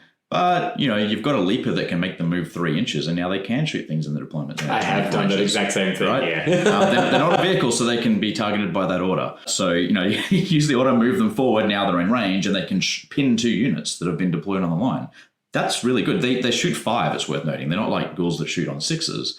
These are shoot 5. So their 3 dice to pin something is pretty good. You could also use Tenacious Advance on them to get them to do a free 3-inch advance and then steady aim. Exactly. I don't know if I'm wasting it on this, but maybe. But it's an option, right? I shouldn't say wasting. I don't know if I'm investing my command points in this. True, but you know, if they're already within the range of the Leaper Sentient, like why not move them forward, even an inch, just 1 inch forward? But yeah, so they can hold the backfield objectives in controlled advance. That's the mission. Otherwise, they can sort of dish out smoke, pinning stuff. Like they're just a versatile unit, and the downsides can easily be negated. One downside though is like it's all indirect. So if you're trying to smoke your own unit that's within 6 inches, you can't. Yeah. But because it's until next activation, you want to have moved your other unit forward first. Mm-hmm. So you actually want these guys to go later. And that's probably the real trick with them is if you are going to try and pin something and smoke something, picking the time is right because you want to pin their unit at a certain time, but you want to smoke your unit at a certain time. Mm-hmm. And getting the right time for that is probably the tricky bit. Yeah, no, and I know you were talking, I think, last episode about making sure the order activation and the way it applies to smoke is an important thing. Exactly. In the playing of VMN. Yeah, and I have special tokens in my kit just for smoke effects because they're always until the unit next activates. They don't clear at the end of round, and they're not like sort of regular auras. Yeah. I should also mention the pinning of commanders is a great thing. Mike, I know in our last game, your Butcher Flesh Ripper was continually trying to heal Mind Screechers back. And so I just try and make sure I put a pin on that Flesh Reaper early on, and then he just wasn't able to trigger his heal. I'm sure it was tremendously annoying. It was very annoying, but it's certainly a valid tactic. I was actually quite impressed, actually, by the use of it doing that way. And yes, it was very annoying. Like anytime your leader gets pinned, it is annoying. The best, because it said you can't do anything, or you can't use your order, I should say, after doing that. So, and that's the main reason you take your leaders. So pinning leaders is great. The specialist list just keeps on going. We have the Wolverine APC, very similar to the GCPS version. Speed 612, capacity 10, track vehicle. It does have armor 7. Is not heavy armored though. It does have 2 HMG sponsons that have got 4 dice which do pin. And like everything else, it can do the ramming. It can take an upgrade of smoke launchers if it wishes for 10 points. It's an APC, which is fine, but I want to see a full unit of bruisers in one. I'm only painting up 6, but I am doing 10 crushers. Do I need to do an extra 4 bruisers? I think just you do. To have them all drop out? I think you do. Also, another good use would be a sentient and a regular leaper unit in one of these. Yeah, no, you totally could. I mean, I guess I'm seeing the Wolverine more because it's one of the 612 carriers, less as an assault carrier, because I don't really want to be gaining an extra 6-inch of advance on my assault, but at the cost of a hindered charge with missing line of sight. That's not a great trade. It's fine for the mule where you're getting an extra 12 inches. That's a good investment. I mean, the Wolverine is probably a drive up 12, advance out and shoot. But there's not too many units until recently in Plague where you want to do that. I mean, you could do it with ghouls, but then you're taking one of those 10-point ghoul units, which just feels points ineffective because of the front loading. Bursters are a potential example where you could drive up 12 and then drop out a 4-strong unit of bursters. That's 8 it burns shots. That's not terrible. And of course, now with the new bruisers, I reckon that might go in the Wolverine as well. It's fine. I do like the twin sponsons. I think they're better than the GCPS sponsons. I mean, having is it 8D pinning? 8 dice pinning. Yeah, that's great. Maybe I need to have another look at it with the new unit. I feel like with the sponsons, targeting systems kind of should make sense because the guns are on opposite sides. That would be so busted, though. The ability to almost assuredly pin 2 units. It would be too good, I think, but it's way more fitting for the unit. But alas. But those, I think that's the reason why you don't want to be sprinting the Wolverine 12 inches. You'd rather be sort of waiting with something in it for a while for them to come forward. Then you can move forward your 6, shoot a unit, pin them, and then charge them or someone else with the unit that's inside. So almost everything that you want to put in a Wolverine, you can probably just do a smaller version in a mule for a lot cheaper and without having to spend the unlock. So it still suffers from that whole it's not a muleism. But if you want to run one, I think there's a lot of pretty good options in how you can play it. I'm kind of now keen to try the 4 bursters in a Wolverine. Yeah, I mean, the worst thing is with that, I think, is that... It's 2 specialist slots, though. It's 2 specialists, and the bursters shooting is quite short as well. Nine. So it's like, it doesn't let you do what you want to do as readily as, what you'd like to do it. Do we want to move on to bursters while we're here? Yeah, but let's chat on bursters. Okay, so stage 2B, bursters, 90 points for the unit, 612, shooting 5, although doesn't really count. Anyway, assault 5, armor 6, 3 hit points. On 40 mil base, they have a pus burst of range 9, 2 dice, AP2, anti-tank, and it burns. And in assault, they just have 2 dice, AP2. I mean, I do wish I liked them more. I do love the models, and I've got 4 painted up. I bet you do. They're gross. they're so gross. I spent so long picking out all those blisters and boils. So, I mean, they're 10 points more per model than a Leaper to gain their 9-inch 2D AP2 It Burns attack, which has anti-tank for some reason. But dropping to Assault 5, 2D in Assault and losing their Frenzy, but rising to AP2. So it's... Obviously, they're a very different unit to the Leaper. They're a short-range flamer unit. They just don't really bring enough... Unit strength 2 and a thumb is good. And so they are a unit you don't mind parking on an objective. And as we've already said for Leapers, having armor 6, 3 hit points and regen is great, and these guys have that too. I think it's also that the 2D AP2 doesn't really cut through the amount of damage for the cost of the model. That's right. They're a slow unit for a lot of points because that only buys them 2, and they're 40 points a model to get the extra ones. So they're a very expensive unit that's slow. So they probably don't really want to be walking up the board because, yeah, they've got a shooting attack, but that's really short range. So they're a slow unit with a short range shooting attack that's very expensive. And yeah, armor 6, 3 hit points with regeneration is reasonably resilient, but they don't punch hard enough once they get there to sort of, justify that cost. I don't really feel usually putting them in a transport is a good option, but then obviously you're paying the tax for the transport, and being height 3, they do count double for capacity. So the maximum you can put into a mule, for example, is 3 of them, which, is fine. 3 is 130 points, which is very XE, plus the mule of 50 points is 180 points for that combo, which is starting to get, what could I buy for that somewhere else? Well, would that be as disruptive as a unit of 3 leapers and a mule? In a different way. I think there's a different use, and they can be disruptive in a different way, I think. I don't see why Plague need it burns. They can. What? Because we can't hit anything. But you don't need. You can just assault it. I don't see the need for it. To me, it's just a weird unit. There's the fact it's got a great model, but it just seems a weird unit. I have seen good use of them when they have gone after certain units. So fighting against Forge Fathers, having an it burns 2D AP2 attack with anti-tank was gold, because you just melt Steel Warriors and do some good stuff against Forge Guard too. So that was good. If someone happens to be running a vehicle close enough to you that you can reach out and squirt pus on them, then by all means do. The range of it means that's not often going to be the case. But if someone puts a vehicle nearby, then absolutely hit it with AP2 anti-tank. It just needs to be a relatively light vehicle, but you might pin it. So they're okay. I just wish I liked them more. You know what's not only okay? The next one. The Aberration. 90 points. 6 speed, 612. Assault 3. Armor 7. 5 hit points. It is on a 60 mil base. It is a beast. It's bulky. It's got regeneration. It is terrifying and unflinching. It's got 2 big fists. Uses 6 dice at AP4 and anti-tank. No one takes these.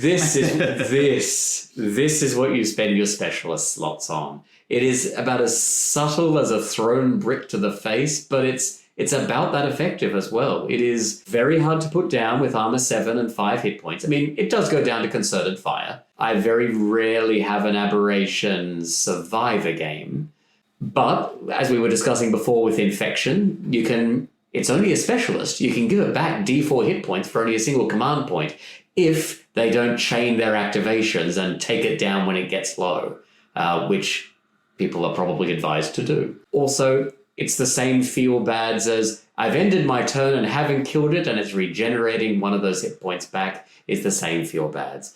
I will say, even though it has great assault value in 6D, it has no frenzy natively. Giving it the chance to re-roll some of those attacks does up its damage output pretty well, because it has high quality attacks. AP4 with anti-tank is very good. It's excellent. Facing Plague, Aberrations, Plague Lords, and Corruptions that we'll get to soon are the primary target for my shooting early game. I need to try and focus those down and get rid of them, because once they get into your lines, it's bad days, and almost nothing is beating them in melee. Right? There's not many things that are going to best them in melee.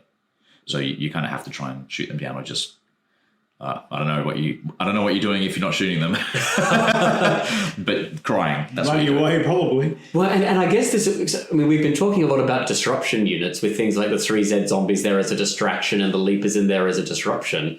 This is the third D, which is the destruction. You're doing all of that distraction and disruption in order to get your destruction in. You are trying to give your opponents so many things to do that they are not shooting your Aberrations, Plague Lords, and Corruptions so that they can close. And I think the fourth D is the exam score D, and that's probably what our next unit gets. Because we're moving on to support. Oh, D's a little unkind. It's probably a C+. Take us through it, Luke. So the first of the support options in Plague is the Plague Teraton. This is a Assault 4, Armor 6, 4 hit point, which sounds nice unit. That has Teleport, Regeneration, Resilient 1, Tactician Black, and is bulky, but it is 70 points for one of them with 4 dice, AP1, anti-tank, which kind of doesn't bring enough to the table compared to something like an Aberration, and it's in a support slot, right? So that's kind of where it gets to be a bit of a problem. And to buy a second one, it's 60 points, so that's 130 points to get 2, which at that point, there's something else we're going to talk about soon, that why wouldn't you just take that instead? Yeah, 100%. The 4 hit points and resilient with decent armor is okay. These guys also have a thumb and unit strength, so they have objective play. Because they're in support, it means they can be targeted by orders less easily than some other units, which is not great. AP1 and anti-tank is a bit of an odd combination for an assault unit, because if you're charging a vehicle, you're going to want more than AP1 in order to really do anything against it. I bet I know why they're anti-tank. Pre-command protocols with assaulting buildings. With the teleport, I think that was their role before.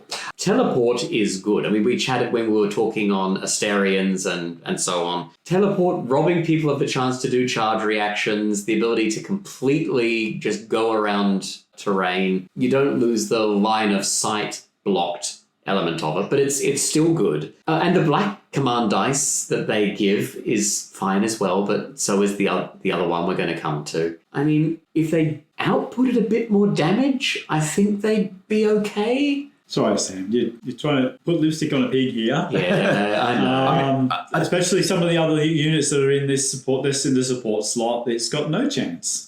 Yeah. Unfortunately, the Teratons have got no chance. And again, it's a new model and it's a good model, but there's about 3 other things I would pick in front of that for sure. Yeah, I don't disagree. They feel like they should be AP2. And also in Dead Zone, they're tough, which I think is what Resilient's trying to represent. But I think I probably would have preferred to see something like heavy armor on them, maybe. Or maybe even Resilient 2. Resilient 2, yeah, something just to make them a bit more tough. Yeah, I mean, but you're starting to get into weird places with how they're pointed, and then maybe that's too good at that point. I don't know, but they just don't really hit the mark for me. I think if they were AP2, I'd consider them.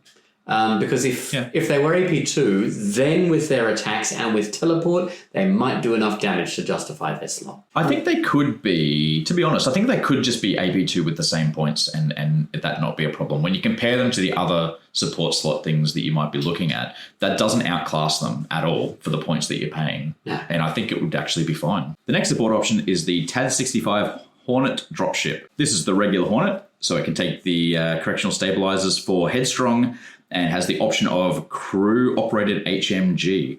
For 20 points, gives it 2 18-inch 3-dice pinning guns on the sides. What do we think about this right now? Oh, well, I mean, I think we heard from the RC how it's going to be. I mean, right now, of course, the Plague would see no real reason to use it. There's no anti-grav, non-bulky units in the list. Most things in the army can sprint 15, which is faster than they'd be able to get out of this. There's no reason to take it currently. But as we were chatting with the RC last episode, and we're expecting to see drop lines where you can treat yourself as anti-grav as you're exiting, I think that opens up some interesting play opportunities. I think possibly a large bruiser squad jumping out might be a good option there. The Hornet can get them there quickly over terrain and then out and lob a bunch of grenades. Ditto potentially 2 units of bursters. This is capacity 12. You could fit 6 bursters inside it if you're really wanting to bring the boils. Yeah, so it goes down to 10 if it has the crew-operated HMGs. Yes, that's true. But it stays at 12 if you don't. So, I mean, if you are using the full 12, that means you could also fit a unit of Crushers with 2 Hounds or a unit of Bruisers with 2 Hounds in there as well. You actually get the full capacity use. I think often I'd be looking to use the HMGs. Yeah, I think you'd want the HMGs generally. So I'd rather have that than a couple of dogs on the unit. I think this feels more fun than for 10 of those, than a Wolverine APC does. I think I would rather, unlocks aside because there's so many good support options. I would rather play that. It would be fun. I think I would be terrified until I've dropped them because they will die instantly in a fireball if the Hornet dies, because they don't have anti-grav until they're trying to exit. So they still get obliterated when the Hornet dies, which is terrifying. But I think that'd be fun. I'd like to see that. Like I said, my Hornet's painted up in readiness. I'm now painting the units that could be going in it. Keen to see when Alignment Protocols drops. There is another Hornet in the list, which is the TAD-67 Barbtail. So not Horntail, it's Barbtail because, I don't know, we're thematic. So this is the same vein as all of those other gunships. It can take the correctional stabilizers for headstrong and it has a few different weapon upgrade options. So it starts off with a battery of 3 rotary cannons, each with 4 dice, AP1 and marksman. And this has targeting systems, so you can target 2 different units. You can't go 6 on one and 6 on another. It's got to be 4 and 8 if you're going to shoot 2 units. Yes, because you're the whole gun allocating weapons. Yep, but that's still, if you need to put just a wound or 2 over on something to maybe break it, but then you want to put the bulk into something else, that's always a nice thing to do. But where the targeting systems really comes into its own is when you take one of the other weapon options. So you can take the twin heavy autocannon, which is range 24, 4 dice, AP2, pinning, weight of fire 1 for 10 points, which if you're going to play the vanilla one for mowing down troops, I think always try and find the 10 points to get this upgrade because it's just a better version of the rotary cannon. I mean, you drop marksman, but you gain pinning. And weight of fire. If with that few dice, weight of fire is always better than marksman. Yeah. So, find the 10 points if that's the role you want it to take. Other options are a laser cannon, which is one of the few ranged anti-tank options in this list. And that's, you're shooting on 5s, so it's not the best still. Range 36, 3 dice, AP3 anti-tank. If you really need to pin a mule or something, it's a great way to do it. And then you've got the TAD-67 missile launcher, which is the 36-inch 2 dice AP2 anti-aircraft and blast default. The sort of standard weapons team missile launcher. Yes. I think this and the Hornet are the only anti-aircraft weapons in the plague list. If you are worried about planes, these are your only options to take any anti-plane weapons, other than, of course, combustive deformities. Yeah, but I mean, steady aim just range. deals with flies. Range. There's motorbirds. That's true. Yeah. If you're going to take this, you've got to take it with the correctional stabilizers, otherwise forget it. Otherwise it just becomes a mobile terrain piece and you just keep moving around the table. And even then you only got a 4+ chance of it being a mobile terrain piece and just keep moving across the table because unfortunately, as many people would know who's anywhere near me, anti-air is way too strong. Although you do get to reroll that, obviously, if it's near a commander with inspiring. So it could be 4, twice. I mean, I've run the Barbtail a couple of times. It did okay. I mean, as with any of the vehicles, it competes with your beasts. It just needs to fight for its slot. But the times I've run it, it did its job and killed things. So great. And that's kind of what you want from your beast and vehicle slots. The next support unit we have is the Plague Strider. This is pretty much a regular Strider. Not pretty much, it's exactly a regular Strider. So he shoots on 5s, assaults on 4s, armor 7, 5 hit points, heavy armor, vehicle, walker, controlled fire. Controlled fire being the best charge reaction. It's nice to see that over here. You can take the Urban Assault Strider with the Flamer, 4 dice AP1, it burns, and assaulting 4 dice AP3 with Frenzy 1, which is nice. The Heavy Support Strider is probably the worst of the Striders. Yeah. 6 dice, 24-inch AP1, pinning. So pinning, nice, but spending a support slot just to get that really is a bit... Not in the plague list. You are not stuck for pinning weapons. Yeah. And then the last kind, the Tank Buster, which is probably the one that most people are going to take, is 24 inches, 2 dice, AP4, anti-tank devastating D2+1, which is pretty brutal. If you manage to land 2 hits on a Sternhammer, there's a good chance that Sternhammer is dead. In other lists, the Strider is really just okay. But in Plague, it really shines just because... you don't have those other options like weapon teams or anything like that carting around these ranged anti-tank weapons. And you're absolutely right. The Tank Buster Strider with its Polaris cannon. I mean, I mentioned before my last game against 3 Horntails. My Polaris was MVP in that game. It stood there steady aiming these flyers and actually managed to fend them out of my backfield and not have all my... infantry mown down off objectives. I don't know if I'd bother with the Urban Assault version. I mean, it's a bit cheaper, but you're really just not stuck for melee options in Plague. Not in Plague. Yeah, I agree. It's just that the utility of some of these units sometimes, being resilient like it is, it's good to do things like shoot and then walk into combat. Like once you get in close, it's got a fair bit of utility. It's also got a pretty big base to stand over an objective and deny it. Well, that's very true. Considering it takes the support slot, I'm almost always taking the Tank Buster. But I mean, I almost always have a Tank Buster Strider in my Plague list because you don't have anything else like that in the list. Yeah, if I was going to take a Strider, then I'd only be taking, in Plague, I would only be taking the Tank Buster. And the reason is because of our next candidate, which is the Corruption. Yeah. So the Corruption is everyone's favorite support slot entry in the Plague. This is an upgraded aberration. So he's Assault 3, Armor 7, 5 hit points on a 60 mil height 4. He's 110 points, which is a 20-point upgrade from the aberration. He comes with Bulky, Inspiring, Regeneration, Resilient 1, Tactician Black, Terrifying, Unflinching, Countercharge, and he has 8 attacks with his Sword and Bar Assault on AP3 Anti-Tank, which is just wowzers on Assault 3. Yeah. I mean, if you end up with a free support slot and 20 points, upgrading your aberration to a Corruption is an excellent spend. I mean, losing Beast, so you can actually now start contesting objectives, and gaining Inspiring, Resilient, Countercharge, a black command dice, an extra 2 attacks, dropping 1 point of AP.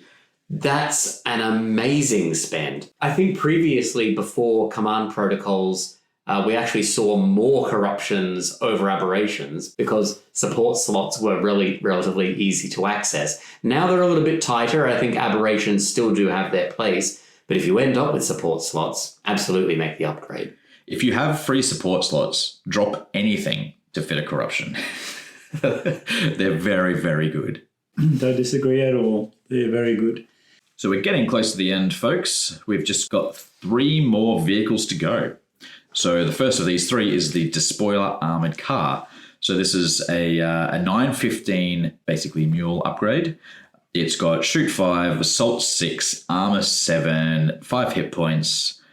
It's got heavy armor, which is all right. Vehicle wheeled, and it's got 2 different kinds of shooting attacks that it has to choose from for the ammo. It's got a 24-inch 3 dice AP for anti-tank devastating D2 penetrator shells, and it's got 24-inch 3 dice AP1 blast D2 toxic vicious shoot plague infused shells, and it does have the regular plague sort of mule spiked ram attack for 3 dice AP2. It's comparable to the Tank Buster Strider. I've just been running the Strider for about the same points. And I don't think there's much to separate them. They do kind of the same thing there. Comparing it to the GCPS Bronco, it's a little bit worse on the anti-vehicle side. It loses marksman on its AT shells, but its plague-infused shells are slightly better than the shrapnel shells that the GCPS Bronco throws out. So I think it's fine. I think most people are probably going to be stumping for the Wolverine instead over the Despoiler in the same way that we see for most of the Broncos. But I mean, I think it's fine. The Despoiler is slightly faster, a little bit less armored, shorter range gun, but it does its thing. It is worth noting that its strength on its anti-infantry gun comes from Vicious, which means it gains no utility from the Propagator. Yeah, I mean, like compared to the Strider, like the closest comparison is the Strider. In terms of stat line, it's basically the same as the Strider, and heavy armor with 7 armor and 5 hit points and that sort of thing, both shooting on 5s. He gets 1 more die when shooting his penetrator shells, but 1 less devastating. So swings and roundabouts. Devastating D2 versus D2 plus 1. For me, at least, I roll a lot of 1s on those D2s. So that can be, that's kind of why I like the I've D2 seen your marauders. Yeah, not very good at rolling devastating. They even themselves out fairly well. It's just, do you want to pay 20 points to have the option of the plague infused shells as an alternative? That's kind of what the question you should ask yourself is. And also for the extra speed, because the Bronco is speed 9 and shoot with that 24-inch range gun. So the Strider's a little slow. Yeah, I mean, I'd be surprised if that comes into play a whole heap, but it could. So. And the Strider is better through terrain. So, I mean, yeah. I run the Strider. I don't think that a Despoiler is a bad option. I just think most people are going to stump for the Wolverine. Yeah, I'm going to be trying to find the 15 points, and if I can't find the 15 points, I'd rather be saving the 20 and get the Strider. That's exactly. If you're that strapped for points, you probably go the budget rather than the premium. And the premium Wolverine tank is the next one on our list. So it is 135 points, so 15 more than the Despoiler armored car. It's a standard Wolverine, which is the shoot 5, assault 6, because you're assaulting with it, armor 8, 6 hit points, heavy armor, targeting systems, tracked, and vehicle. And you have to choose a weapon type. So if you're wondering why it's got targeting systems, there's two good reasons. One is that it's got smoke launcher potential upgrades, so it can shoot itself with smoke and then shoot another unit with its guns. And the other reason is that it's got laser carbine sponsons that are 2 dice and can blaze away. So you might be shooting at a tank and shooting at something with the sponsons. Are you ever blazing away with those, considering that it'll rob you of the chance to do the big gun? No, it just has to have it because it's a laser carbine. I guess so. So the real meat of why you take the Wolverine, besides the fact that it's basically an unkillable Hulk, is that you get a choice of 2 different shots. You've got the penetrator shells, and they're the same as what the Despoiler armored car has, except that they're devastating 2 instead of D2, and they're at 48 inches instead of 24. And they've also got the option of the Wolverine fragmentation shells, which is again range 48, 3 dice, this time AP1, blast D4, and pinning, which is itself is very good because I've had to face these a few times and people have decided I'm done shooting at your tanks and I'm going to shoot at your troops. So have you run these ones, Sam? Mine is on my painting table right now. It's a little bit ahead of the queue of the new models, but it should be hitting the table soon. But I mean, we've all played against these. We know how they play. Yes. They are very, very difficult to take down, mostly because that 48-inch range means they can just deal threat from the other side of the board, meaning that you need to run their gauntlet to get anything there. Mostly Wolverines are going to survive the game unless you have dedicated ranged anti-tank able to take them out, something like a Chroma or an Assassin or something like that. Or a Progenitor. Or a Progenitor lobbing a toxic grenade into the hatch. Yes. They'll also output a decent amount of damage, reasonably good against vehicles, reasonably good against infantry, but I think they're probably more durable than Killy. And the next question, have you ever seen one, in the case where they've only got 1 and not 2, have you ever seen one that's not parked in a back corner? I don't know why you put one on your front line. It's got a 48-inch range. It's like your turn. Stick him in the backfield. Every time, back corner. Behind terrain, back corner, steady aim. Yeah, I mean... One of these, not the plague version of it, but a stupid Wolverine tank that was literally firing the lengthways down the freaking board at stuff that I had on the other side of the table. Like 48 inches is just obscene. It is important, as we discussed in our terrain episode, to make sure that while there will be some sight lines which open up on extended distances, you need to make sure that those are mitigated to some extent. Otherwise, units like the Wolverine are going to dominate some tables. You know what doesn't care about terrain in the middle? Could it be our next candidate, the Plague Mortar Mule? It could be. For even more points than the Wolverine. 145 points, you can buy a Plague Mortar Mule, which is a mule with a mortar strapped to the back. Shoot 5, assault 6, armor 6, 5 hit points, which is pretty nice. He's got slow reload, vehicle, and wheeled. This guy has heavy charges, 12 to 36 inch range shooting attack for 4 dice, AP2, indirect, and seismic. He has shrapnel shells, 12 inches to 36 inches, 5 dice, blasty to indirect and pinning, and toxic gas canisters, 12 inches to 36, 5 dice, blasty to indirect and toxic. It's very expensive for what it does, and I'm just not sure you'd ever really want to take it. I love the model for this, so I painted one up, and I have run it a few times. It was okay. 36-inch range with indirect is nice, because it means that you are then able to hit things in the enemy deployment zone, even with your slow reload, and reliably pin them. So, I mean, if you do want to pin commanders in the deployment zone, you can. So does it have utility? Yes. Is it worth 145 points? No. But I think from what we were hearing from, again, discussions with the RC, we're expecting the price on these sort of units to come down. I'm looking forward to seeing what Alignment Protocols brings. Hopefully I can get my Mortar Mule to the table. I have only tried the heavy charges once or twice, and they were very underwhelming. Well, that's the thing. So the heavy charges, right? If they're underwhelming and you want to be using one of the other shots, just take the heavy weapon team. They've got a 27-inch threat range with a sentient, right? So it's not like it's that. Honestly, that is what I was thinking. So do I take 2 heavy weapons teams with advanced targeting? I can pin 2 units at 24 inches with 6 shots across the 2. Or do I get 5 shots at 36-inch range for 145 points? There's a reason I haven't been running it, but I did try it out because I love the model. Yeah, it's a cool model. No, I can't see myself using it. Again, there's at least 3 other units in that support slot that I would take before it. Yeah, and it's the most expensive of them. So. All right, so that's the list done and dusted. How about we dive into our example lists that we've done up? I'll lead off with the list that I chose to put together, and I have called the list Godzilla. So I did take the 2A Leaper Sentient as the leader and gave him a couple of friends. The idea is yes, it was going to run on foot. It's pretty quick, 9:15, and it's mainly for that bloodlust to get the army moving a little bit faster across the table. And of course, he needs no slouch in combat himself anyway. Then I decided to take not 1, but 2 Stage 1A Plague Lords.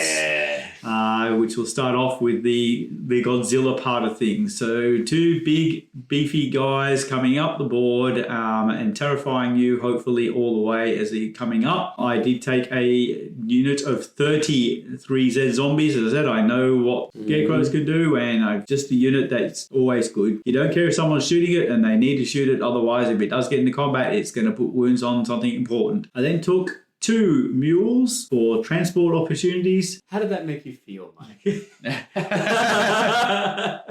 it's there, I've got to take it. I mean, that's the thing. I'm not going to hinder myself. I mean, I think that they're, as I said, I think they're disgusting. And for the point cost that they're actually at, but they're there, and I'm not going to hinder myself because of that. With those mules, got a unit of 3 leapers. Will be going in one of them, just the unit. And the other one will be, actually, I decided to take one of the new units, and I decided to put the crushers in there, a unit of 6 of those. Thought the seismic could be useful for them to come out and potentially hit something like other people's transports or something like that. Or again, I do like the defensible, because even if you've activated them, they can still get to go again and kind of charge on. I then decided to take 2 units of ghouls, full 15 with a HMG. Just to put some mainly pinning activities and be able to sit on other objectives and score. And then we move on to the specialist slots, where I took, again, not 1, but 2 aberrations. So just to partner up with my 2 Plague Lords. Then at the end for the support slots, I decided not 1, but 2 corruptions. So that gives 6 big, beefy boys, 2 Plague Lords, 2 aberrations, 2 corruptions, and then you can try and deal with all the chaff that's all running around your boards and hopefully sitting on objective scoring while you're doing laundry. Clean your underwear with these big beasts coming charging at you across the table. I'm sure it's a list that's going to win friends. What did you say? What was that joke go? So win friends and influenza people? Yeah. Excellent. My list is called 3 is a Magic Number for any Blind Melon fans. So this list is themed around what we were discussing with the RC, that now with the new units, you can actually take a list which is kind of a GCPS list gone wrong. So everything in this list is only Stage 3s. So we have a Stage 3 Lieutenant with 2 friends, and a Stage 3 General with 2 friends, and a Propagator as the 3 command, all Stage 3s. 30 Stage 3Z Zombies. In 2 Mules, we have 2 units of Bruisers, each with double heavy melee weapons. We have a unit of 10 Crushers and 2 Dogs, who are going to be riding around in a TAD-65 Hornet dropship. 2 units of 15 Ghouls, each with an HMG. A Stage 3A weapon team, and the extra 2 support slots are for a Plague Strider and a Wolverine tank. I'm sure if you squinted your eyes, you'd think it were a GCPS list with a cold, but these are all Stage 3s in 3 is a Magic Number. Yeah, that's a really cool theme idea. So my list is titled Fast and Furious. This list aims to get up in your grill as quickly as possible while still bringing some tools to the table. 14 drops, which is kind of nice at 1,500 points. 2 Leaper Sentients, both with two friends. So that's getting as much of that bloodlust bubble out on the table as possible. 2 Mule Transports, both with the HMGs. Intending to go into those is 2 units of Bruisers. So these ones are 6 strength and have 2 upgrades to the heavy melee weapons. Following that, I've got a unit of 4 Leapers and 2 units of 15 Ghouls, both with an HMG. 2 units of 4 Blitzer motorcycles. Whoa, that's speed. Now, it's worth noting that in the companion at the moment, there's a bit of a bug with when you add these. So if we release these lists and you look at the points of this unit, and the points on my list is going to be a little bit off, and that's because they've effectively put an extra 60 points into the cost of the unit when you select it, because it adds, I think, 3 extra. An extra 3 models. It's dropping them in as 5 instead of 2 at the moment. Yeah, so it goes a bit skewy. So hopefully that fixes itself, and my list size into the future will say it's 1620, but even though it'll only have 1495 points worth of models in it when that eventually gets fixed. But I actually opted to give the pox bombs to all of these because I could, and that seemed fun. So that's 2 units of 4 of them, which is pretty punchy and fast. Then we've got 1 3A weapon team. So, for all the reasons I've talked about, they can smoke things as they progress forward. They can pin things as well. And I've got the 2 sentients that can move them forward up the field to get them in range early on. Then a corruption and a Wolverine. Lovely. Pretty standard support load out there for Plague, I think. So the Wolverine obviously to camp in the backfield and send out anti-tank shots, and the corruption to run forward and ruin someone's day. While they've been eating wave after wave of monocycles and mules and Leap of Sentience. Exactly. Lovely. Well, that'll bring us to the end of our discussion of all things Plague. For Overwatch, what things on the Firefight horizon are exciting you at the moment? Well, as you heard last episode, Alignment Protocols is coming, and I'm super excited. Specifically because I want those tasty balance changes to dust off my enforcers again. That's the thing that I think I'm most keen on. I'd like to sort of see enforcers make a bit of a comeback. Might even get myself some Nova Shocks. That's exciting. I mean, I think Alignment Protocols, so much of what we were hearing seems to be about hitting those units which maybe see a little bit less play and give people an excuse to dust them off. Exactly. So I'm excited for that, but specifically mostly because of enforcers. Awesome. How about you, mate? Well, after I've finished the Forge Fathers, I have some more Night Stalkers. I've got some Void Rays and some more Reapers, so I can add in to that unit there. That's probably it. Got a little bit of a break. I've got a couple of tournaments coming up in about a couple of months as well that I'm going to need to start preparing for somewhere along the line too. So, which Void Ray? The Troop Carrier version? Yes. So you won the lotto.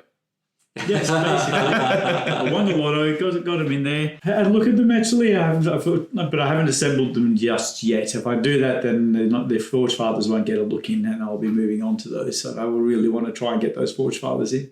For myself, Epic Warpath is very, very close to launching, I think. I am very excited for Alignment Protocols, but with Epic Warpath on the horizon, that might actually knock my Matsudan off the table. We'll see. I will say for our Controlled Fire listeners, if you do want any Warpath coverage on Controlled Fire, do let us know. We'd also like to do a big thank you to everyone who has liked the show, subscribed to not miss an episode, or has left us a review on wherever you get your podcasts. It all helps us share Firefight with more people. So thank you very much.